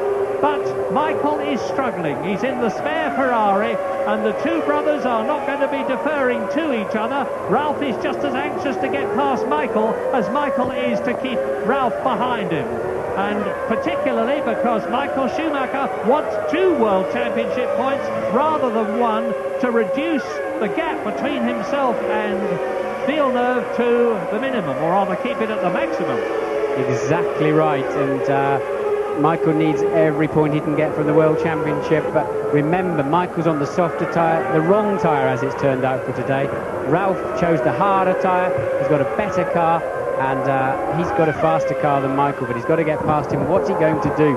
First time we've seen it all year. One day we're going to be talking about these two guys having run into each other. But remember, Fisichella had a bad, ham-fisted attempt at getting past Michael and fell off the road. Ralph's going to have to think it through, because I'm absolutely sure Michael's not going to let him through easily. He needs those points, as you rightly say. Lap 61, and if the Damon Hill fans, having seen Pedro Diniz going off, are quaking in their boots and wondering what happened, the answer was that it was an alternator problem, and the team say that hopefully that's not something that should happen to anybody else who's left in the race, if you see what I mean. So Michael and Ralph battling away. V10 Ferrari, V10 Peugeot in the Jordan, the engine which the Jordan team are losing to the Prost team next year and replacing it with the Mugen Honda, which they're very pleased about, incidentally. And there's Johnny Herbert, who's fourth, so fourth, fifth, sixth, very close to each other on the track. There's only 4.8 seconds between Michael and Johnny Herbert. Johnny Herbert fourth, Michael Schumacher fifth, Ralph Schumacher sixth, and pushing very hard. And Damon Hill now is on his 61st lap, 30 seconds, as near as makes no difference, ahead of Villeneuve, who cannot pull away from Coulthard, who cannot catch the Williams ahead of him enough to make a bid for that second place. Johnny Herbert Schumacher are some 23 seconds behind Coulthard. So we've got two distinct battles in the top six. Villeneuve and Coulthard for second place. Herbert, Schumacher and Schumacher for fourth position. Well, you won't get through there, Ralph. No way. You'll actually lose ground now because you've had to get off the throttle longer because you took a more acute angle through the corner. You will never overtake him through there. Your best chances are going to be after this corner, down into turn 12, but better still, keep it neat and tidy and get in his slipstream. He's very slow through the last corner, and Ralph has just lost the car under braking, and now Michael's pulled away from him again. They've got to calm down and prepare for the right moment to pass around here. Well, Michael Schumacher, of course, has got a lot more experience. There's Johnny Herbert than younger brother Ralph. And that's Nakano behind Schumacher, and he is in 7th position. Ralph Schumacher, I mean. So you see, Michael Schumacher is holding up his brother, as a result of which Nakano in the Prost is catching them, and it's in the background is Eddie Irvine. So 4th, 5th, 6th and 7th and 8th together. Damon Hill leads, coming through now to complete another lap, getting closer and closer to the end of what could be a monumentally historic Hungarian Grand Prix. But more of that later. I'm watching my words very, very carefully. Damon Hill, lap 63 now, 14 laps to go. And the others in the top 10 behind Hill, Villeneuve, Coulthard. There are Villeneuve and Coulthard 2nd and 3rd. Johnny Herbert 4th, Michael Schumacher 5th, Ralph Schumacher 6th, just behind him Nakano 7th, just behind him Eddie Irvine 8th. There they are. Jarno Trulli has been lapped and is 9th. Gerhard Berger is 10th and has been lapped. 15 runners out of the 22 who started, and the other 5 are Katayama 11th, Alesi 12th, Verstappen 13th, Marquez 14th, Salo 15th, both the Tyrrells still in the running, and both the Minardis still in the running. And Michael Schumacher now desperately hanging on to that 5th position, because if Ralph can get past him, well, I don't think Nakano can, but we'll see. Well, pinch me, Murray. Damon Hill is over half a minute ahead of the rest of this race. Yes, I know. I'm picking my words with great care as the laps tick down and Damon stays out front, having, I remind you all, amazed us, and there is no other word, by taking 3rd position on the grid in a situation where he would have been quite happy to have been in the top 10, and then passing Villeneuve up into 2nd place, and then taking the lead and subsequently holding it. But look at this scrap. Schumacher, Nakano, Irvine. Well, Michael Schumacher once again doing a good impression of a mobile chicane. He's already pitted 3 times. I'll be amazed if he makes a 4th, but he's still got 14 laps to go to the end of the race, so if he's not pitting again, there's going to be a big traffic jam behind him for the duration. And I haven't uttered this word very much in the race, but it's worth mentioning, and you'll hear a lot more about it if the race runs to its conclusion, the way I expect it to. It's a Bridgestone-tired car that is in the lead. It's the Japanese firm's first year in Formula One, having done very well in almost every other category, Formula 3, sports cars and so on. And if they won a Grand Prix in their first season against the might and experience of Goodyear, who've done so much to keep Formula One going for so long, it would be an incredible achievement. But we've still got 12 laps to go before I can say anything confident in that respect. Well, we heard Daddy Schumacher say in Hockenheim that he's not that interested in motor racing. He prefers water sports. I wonder what he's thinking now with his 2 sons nose to tail on the racetrack. Yeah, absolutely. But I take my hat off to Nakano too, because although Schumacher in front, Michael Schumacher, may be holding people up, the fact is that Nakano is equally holding up Eddie Irvine. That is Jos Verstappen in the pits, and is he out of the race? Yes, he is. Off comes the steering wheel. So that's another retirement for the Tyrrell. And that means there are now 14 runners left in the race, the last of which is Mika Salo as Verstappen gets out of his car. The 2 Tyrrells have been suffering, of course, as have the Minardis, from the fact that the V8 engine, whilst it lacks the absolute power of the V10 engines and is very suitable for Hungary, just isn't quite good enough to hold all the other cars in front. And Michael Schumacher is good enough at the present moment to hold those 3 cars behind. He's still on 2 World Championship points, compared with 6 for Jacques Villeneuve if the Canadian finishes in 2nd place.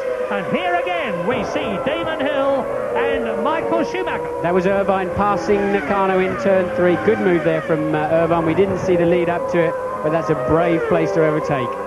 And Eddie Irvine is a brave man. He's a much more relaxed man in this race, because since the German Grand Prix, Ferrari have confirmed that Eddie Irvine is going to drive for them in 1998 for the 3rd year in succession, and he's on his own admission it's taken a lot of pressure off him, and now he will be piling on the speed to close with Ralf Schumacher and move both the Ferraris up into the top 6, which will help them in the Constructors' Championship, of course. And at the present moment, the point situation in the Constructors' Championship is that Ferrari are 9 points ahead of Williams. Okay, Ralph, keep it tight here now. Keep it nice and tight and try to... No, Ralph's not any better. And that's David Coulthard. Oh, no, out of 3rd place, David Coulthard. You saw the thing bumping along. He's obviously lost the engine. He's tried to restart it, and for whatever reason, it hasn't started. David Coulthard out of 3rd, leaving Johnny Herbert to move into that podium position. Yes, Johnny Herbert up into 3rd position in the Sauber Petronas. The best finish he's had this year is 4th place, a double winner in the past with the Benetton team. Rotten luck, to put it mildly, for David Coulthard. Yet another retirement for McLaren, and that's the 5th race that David Coulthard has retired from in the 11 races that we've had so far this year. And Louise Goodman is in the Arrows garage. What's happening, Louise? There's some very, very nervous people down here, I can tell you, Murray. But apparently, good news, Damon's just come on the radio talking to Tom Walkinshaw, the team boss. He's told him he's fine, he's comfortable, he's quite happy, and just carry on watching. He's hoping to make it to the finish. How do they do that, Martin? How does a man talk calmly and dispassionately to his team boss when Damon's in the situation he's in? Well, you press a little button on the steering wheel and start talking, Murray. It's the little speaker in the front of your crash helmet. But other than that, there's a bit of time around here, and you get used to people. You know, we can do more than one thing at a time as a Grand Prix driver, and you do get used to people sort of talking to you from time to time, but you tend to choose the straights or a non-critical part of the circuit. But it does suggest that everybody is nice and calm, and Damon is particularly calm on the radio. It's getting towards countdown time, folks. This is lap 67 for Damon Hill. It's also lap 67 for Jacques Villeneuve, who's no longer got David Coulthard snapping at his rear wing, but is 31 seconds behind Damon Hill. And up into 3rd place, it's an alternator problem for David Coulthard, as it was for Pedro Diniz. Johnny Herbert is 3rd, but 27 seconds behind Villeneuve. Not much chance of a change there, because the pressure is off Villeneuve. Michael Schumacher that we're riding with, sorry, it's Eddie Irvine that we're with now. So both Ferraris are now in the points, because Ralf Schumacher is on 3 points and Eddie Irvine is on 1 point. 4 points for Ferrari, 6 points for Williams if Villeneuve finishes in 2nd position. So the gap in the Constructors' Championship will still be in favour of Ferrari, and very much so. Well, of course, Coulthard falling out of the race is good news for Michael Schumacher if he can just keep Little Bro behind him, because that moves him 1 point closer to Villeneuve's 6 points he's currently in if he finishes 2nd. And we're with Irvine. Eddie Irvine, who's driven for Jordan in the past. Johnny Herbert is up into 3rd position. From Britain, Damon Hill is leading. From Britain, Johnny Herbert is 2nd. From 3rd. From Canada, Jacques Villeneuve is 2nd. From Germany, Michael and Ralf Schumacher are 4th and 5th. And from Ireland, Eddie Irvine is in 6th position and going for Schumacher. As Damon Hill comes through, here he is. Look at the gap. That's between Villeneuve and Herbert, 2nd and 3rd, and Herbert is catching Villeneuve. Johnny Herbert is on a charge. Lap 69, 77 lap race. Herbert 3rd is starting to catch Villeneuve 2nd. Yeah, he'll need a shortcut if he's going to catch him up completely, though, Murray. He's got 25 seconds to find. Yes, he is lapping faster, but not fast enough to worry Villeneuve. And Damon Hill is now lapping a second a lap faster than Jacques Villeneuve. The gap is 33 seconds. There is the French Canadian.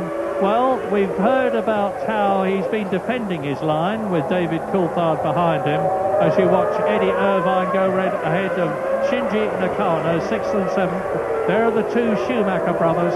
Damon Hill is on his 69th lap. The man who won the Hungarian Grand Prix in 1993 and 1995 for Williams, and it was actually his first ever Grand Prix victory.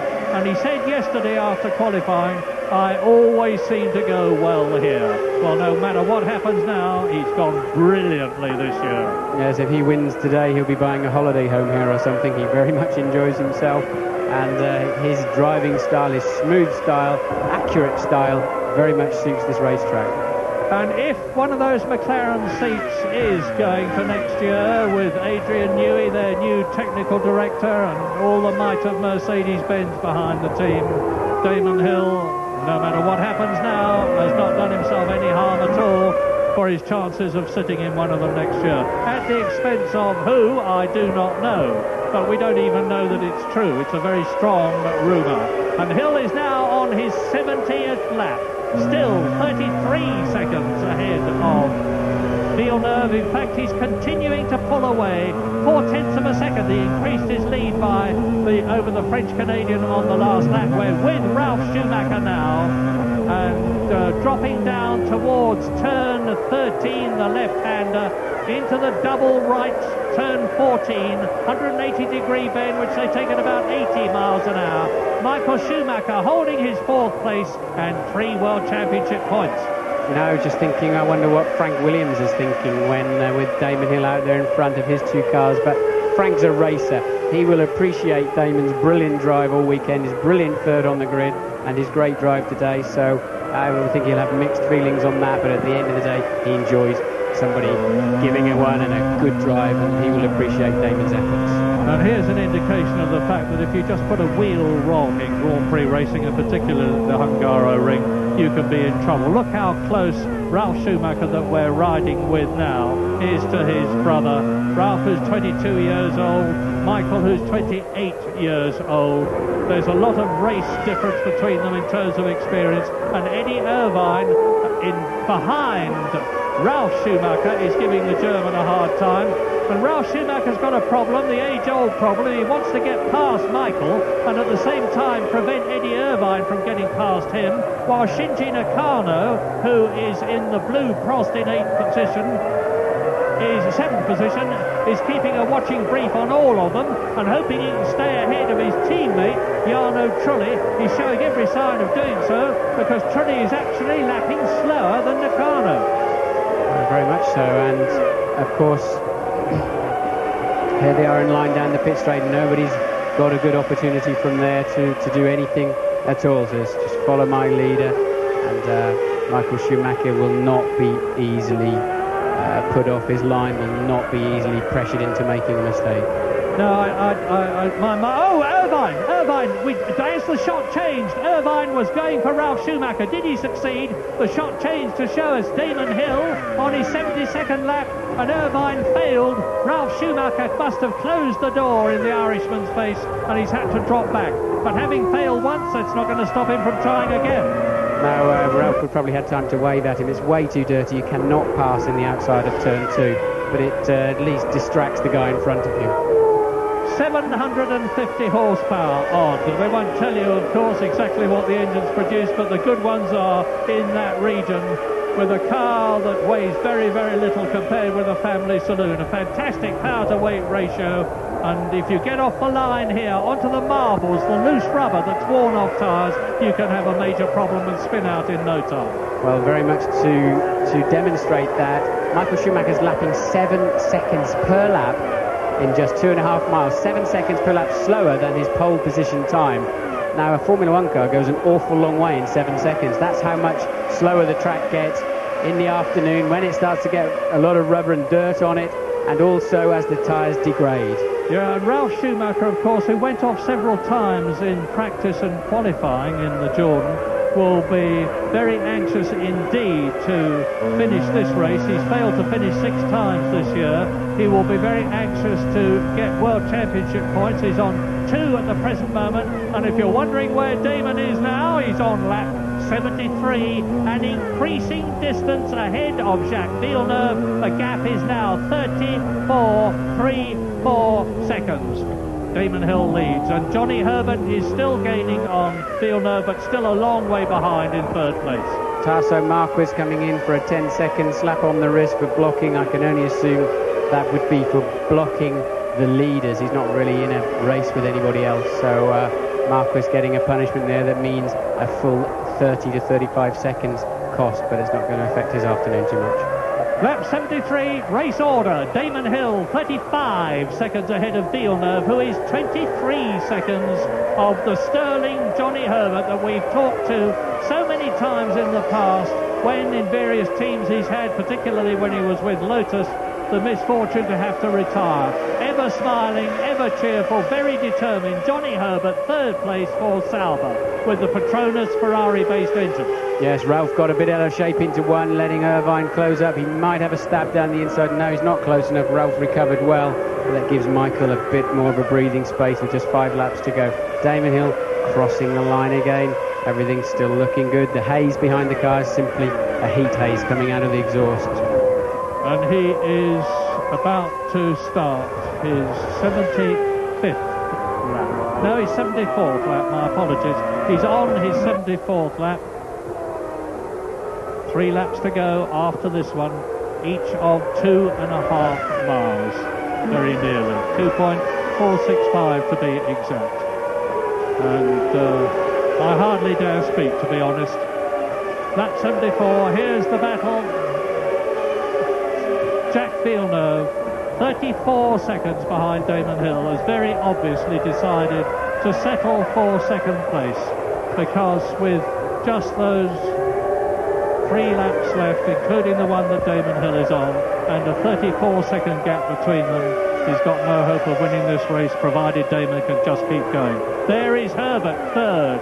Here is Michael Schumacher, 4th. Ralph Schumacher, 5th. Eddie Irvine, 6th. Shinji Nakano is in 7th place, a long, long way ahead of Jarno Trulli, 8th. 9th is Berger. Both Trulli and Berger have been lapped, as has Katayama, 10th. Alesi, 7th. Marquez, 12th. Salo, 13th, who is the last man running. I said roughly half the cars would go out of this race.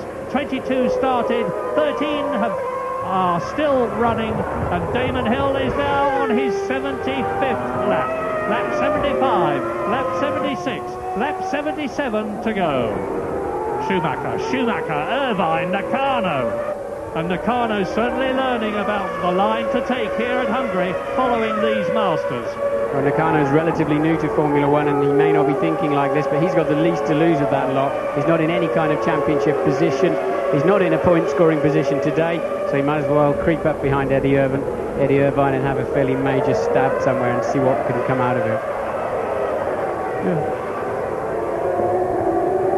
And with Damon Hill on his 75th lap, let's go back to Louise Goodman to see how things are in the Arrows garage. They're not going very well, I'm afraid, Murray. Damon's just come on the radio to say that he's having a problem with his throttle. It's not backing off properly. Well, can we, Martin, what's that mean? What's the news? It's an electronic throttle on the car. There's no cable between the throttle pedal and the engine, and so it's an electronic signal that moves the throttle, and obviously the potentiometer that operates that, or the computer software that understands the potentiometer, is not doing what it should be doing. He has slowed down somewhat, but he's still lapping at a reasonable pace. But what scares me more is, I mean, he can obviously live with this. It'll pull the car into the corners. He can dip the clutch and get over that. But what scares me is it could be the early signs of a throttle potentiometer problem. But anyway, still, 1:31, 8 seconds he lost on that lap. 8 whole seconds. But he was 33 seconds ahead. We'll wait till the end of the lap. We can give you the gap, because Damon Hill is now on his 76th lap out of 77. It's a nail-biting situation with Villeneuve gaining. 24 seconds is the gap now between the A-lings, slowing Damon Hill. There he is. Oh no, he's cruising, Murray. He's absolutely cruising. He's obviously lost a lot of use of the throttle or something. Look, he's going very, very slowly. This is quite incredible. Damon Hill is round turn 5 in this 14-turn race. Now he's running quite quickly as far as an ordinary motorist is concerned, but paralytically slow as far as Formula 1 is concerned. And all the time, Jacques Villeneuve, who will know from his headphones and from the radio that he's got his 5th Grand Prix victory potentially in his hands, is obliterating the space between him. Now there is the Prost of Trulli, who has already been lapped by Damon Hill, gaining on the arrows. Damon's got an intermittent throttle. You can see him every so often. The car just takes off. Mind you don't turn in, Damon. His concentration would not be on that back marker. He's got away with that. This is the last lap. He's shaking the car around in an attempt to try to connect up some electrical connector or something like that to give him his throttle back. He moves into the last lap of the race. Oh no, I don't think he's going to make it. I don't think he's going to be fast enough on the last lap. He's losing so much time.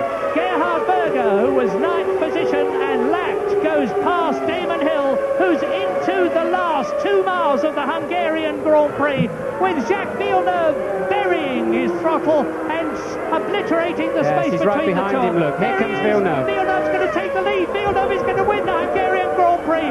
Oh, Damon, the whole of the world's harm will go. Villeneuve takes to the grass. And Damon Hill, is he even going to finish second? Well, I said earlier on that no matter what happened to Damon, he can hold his head high at the end of the Hungarian Grand Prix after a quite unbelievable drive.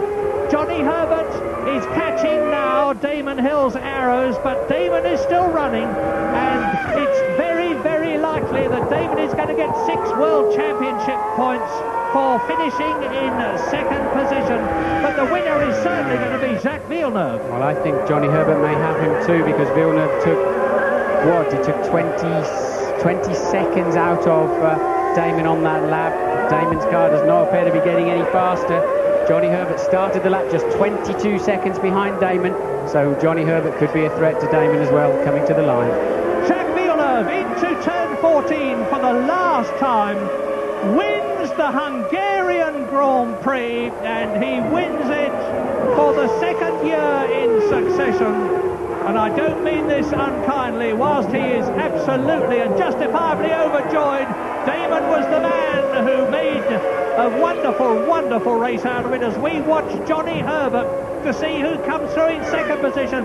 The answer is Damon Hill has finished second. The cameraman has missed him, and out goes Michael Schumacher. No, it's Irvine. It's Irvine. Schumacher finishes. Well, Villeneuve wins the Hungarian Grand Prix. Damon Hill is second. Johnny Herbert is third. Michael Schumacher finishes 0.2 of a second ahead of his brother in 5th position. And in 6th place, Shinji Nakano takes that 1 point. And undoubtedly, although we didn't see it, Eddie Irvine was making a colossal attempt to get past the Prost with the Japanese driver. And Nakano has scored his 2nd World Championship point. But far more importantly, and I hope people won't take this the wrong way, as far as most viewers are concerned, Damon Hill has got 6 World Championship points to add to the ones that he has already, the 1 point that he already got for the British Grand Prix. There he is, driving in and waving, and Martin, I'm sure he'll be very, very sorry, but at the same time he will be elated, surely. I don't know. I'm crestfallen. I'm sure the whole team is. Damon is putting on a good show of, I mean, he has driven brilliantly all weekend, but I'm struggling to find words that will express his disappointment, because that would have been one of the all-time great wins in Formula 1, and 1 lap to go and it's taken away from him. He was robbed.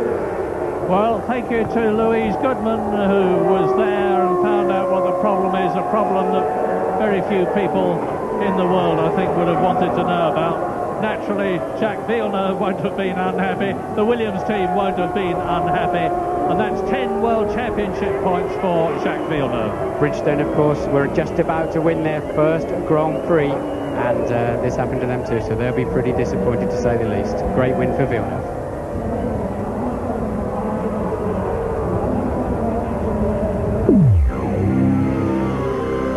Nicht in Abrede stellen, aber er hat Muzzle gehabt in Silverstone und auch heute wieder in der letzten Runde vom Pech von Damon Hill profitiert und dann statt Platz 2 und 6 Punkten plötzlich Platz 1 und 10 Punkte und mit 3 Punkten und draußen skandiert das Publikum Damon, Damon. Selbst die vielen, vielen deutschen Fans schreien Damon, Damon, denn er ist der moralische Sieger, auch wenn er nur Platz 2 am Ende bekommt. Dritter wird Johnny Herbert, Michael Schumacher auf 4, Ralf Schumacher auf 5, dann Shinji Nakano auf 6 vor Trulli, Berger. Irvine wird noch gewertet als 9. Dann Katayama, Alesi, Marquez und Salo. Für mich war das eines der besten Rennen, was wir seit langem hatten. Sensationell im Verlauf und natürlich, jetzt kommen die Hymnen.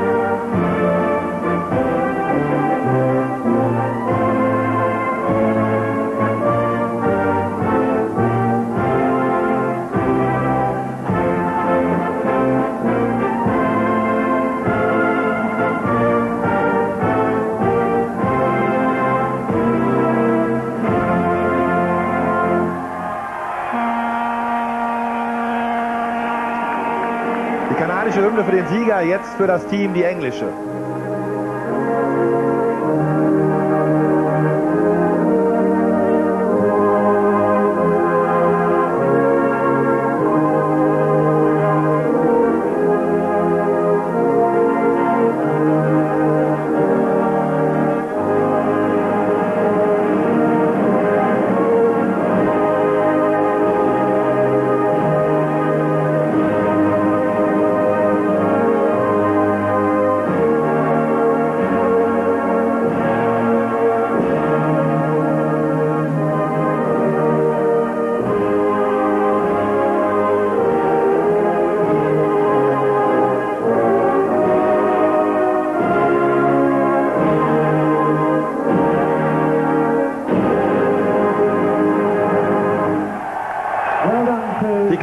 Wieder mal gerettet, Jacques Villeneuve strahlt 10 Punkte, aber wenn wir uns so ein bisschen aufregen und sagen, er hat Glück gehabt, dann meinen wir ja nicht nur die Sache mit Damon Hill, der in der letzten Runde den scheinbar sicheren Sieg noch abgeben musste, sondern wir meinen vor allen Dingen den, der im Williams-Team offenbar für Pech zuständig ist, nämlich Heinz-Harald Frentzen. Der schied aus, als er führte und ganz gute und richtig gute Siegchancen hat. Ja, hat eine hervorragende Taktik gewählt. Ich muss sagen, im Nachhinein, ich habe auch nicht richtig daran geglaubt gestern, dass er das Richtige tut, aber ich muss ihn da wirklich rehabilitieren. Er hat wirklich ein enormes Pech gehabt und der Weg, auf dem er war gut und leider, aber ich glaube, wenn er das selbst nicht dran glaubt, das tut er nicht, dann wird es auch irgendwann klappen.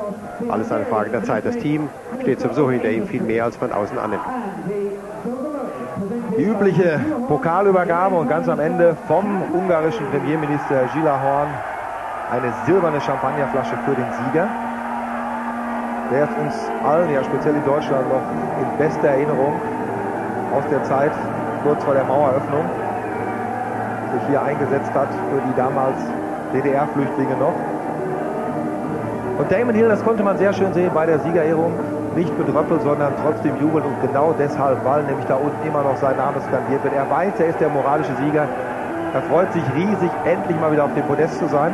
Er ist auf jeden Fall, und das ist für ihn wichtig, nicht der schlechteste Weltmeister aller Zeiten, denn er hat jetzt auf jeden Fall mehr Punkte als Jody Scheckter. Das war es erst einmal aus der Sprecherkabine. Sie haben hier noch einmal in aller Ruhe das Klassement. Es gibt noch jede Menge spannende Szenen, es gibt noch jede Menge Analysen und Interviews in den Highlights, aber jetzt gibt es erst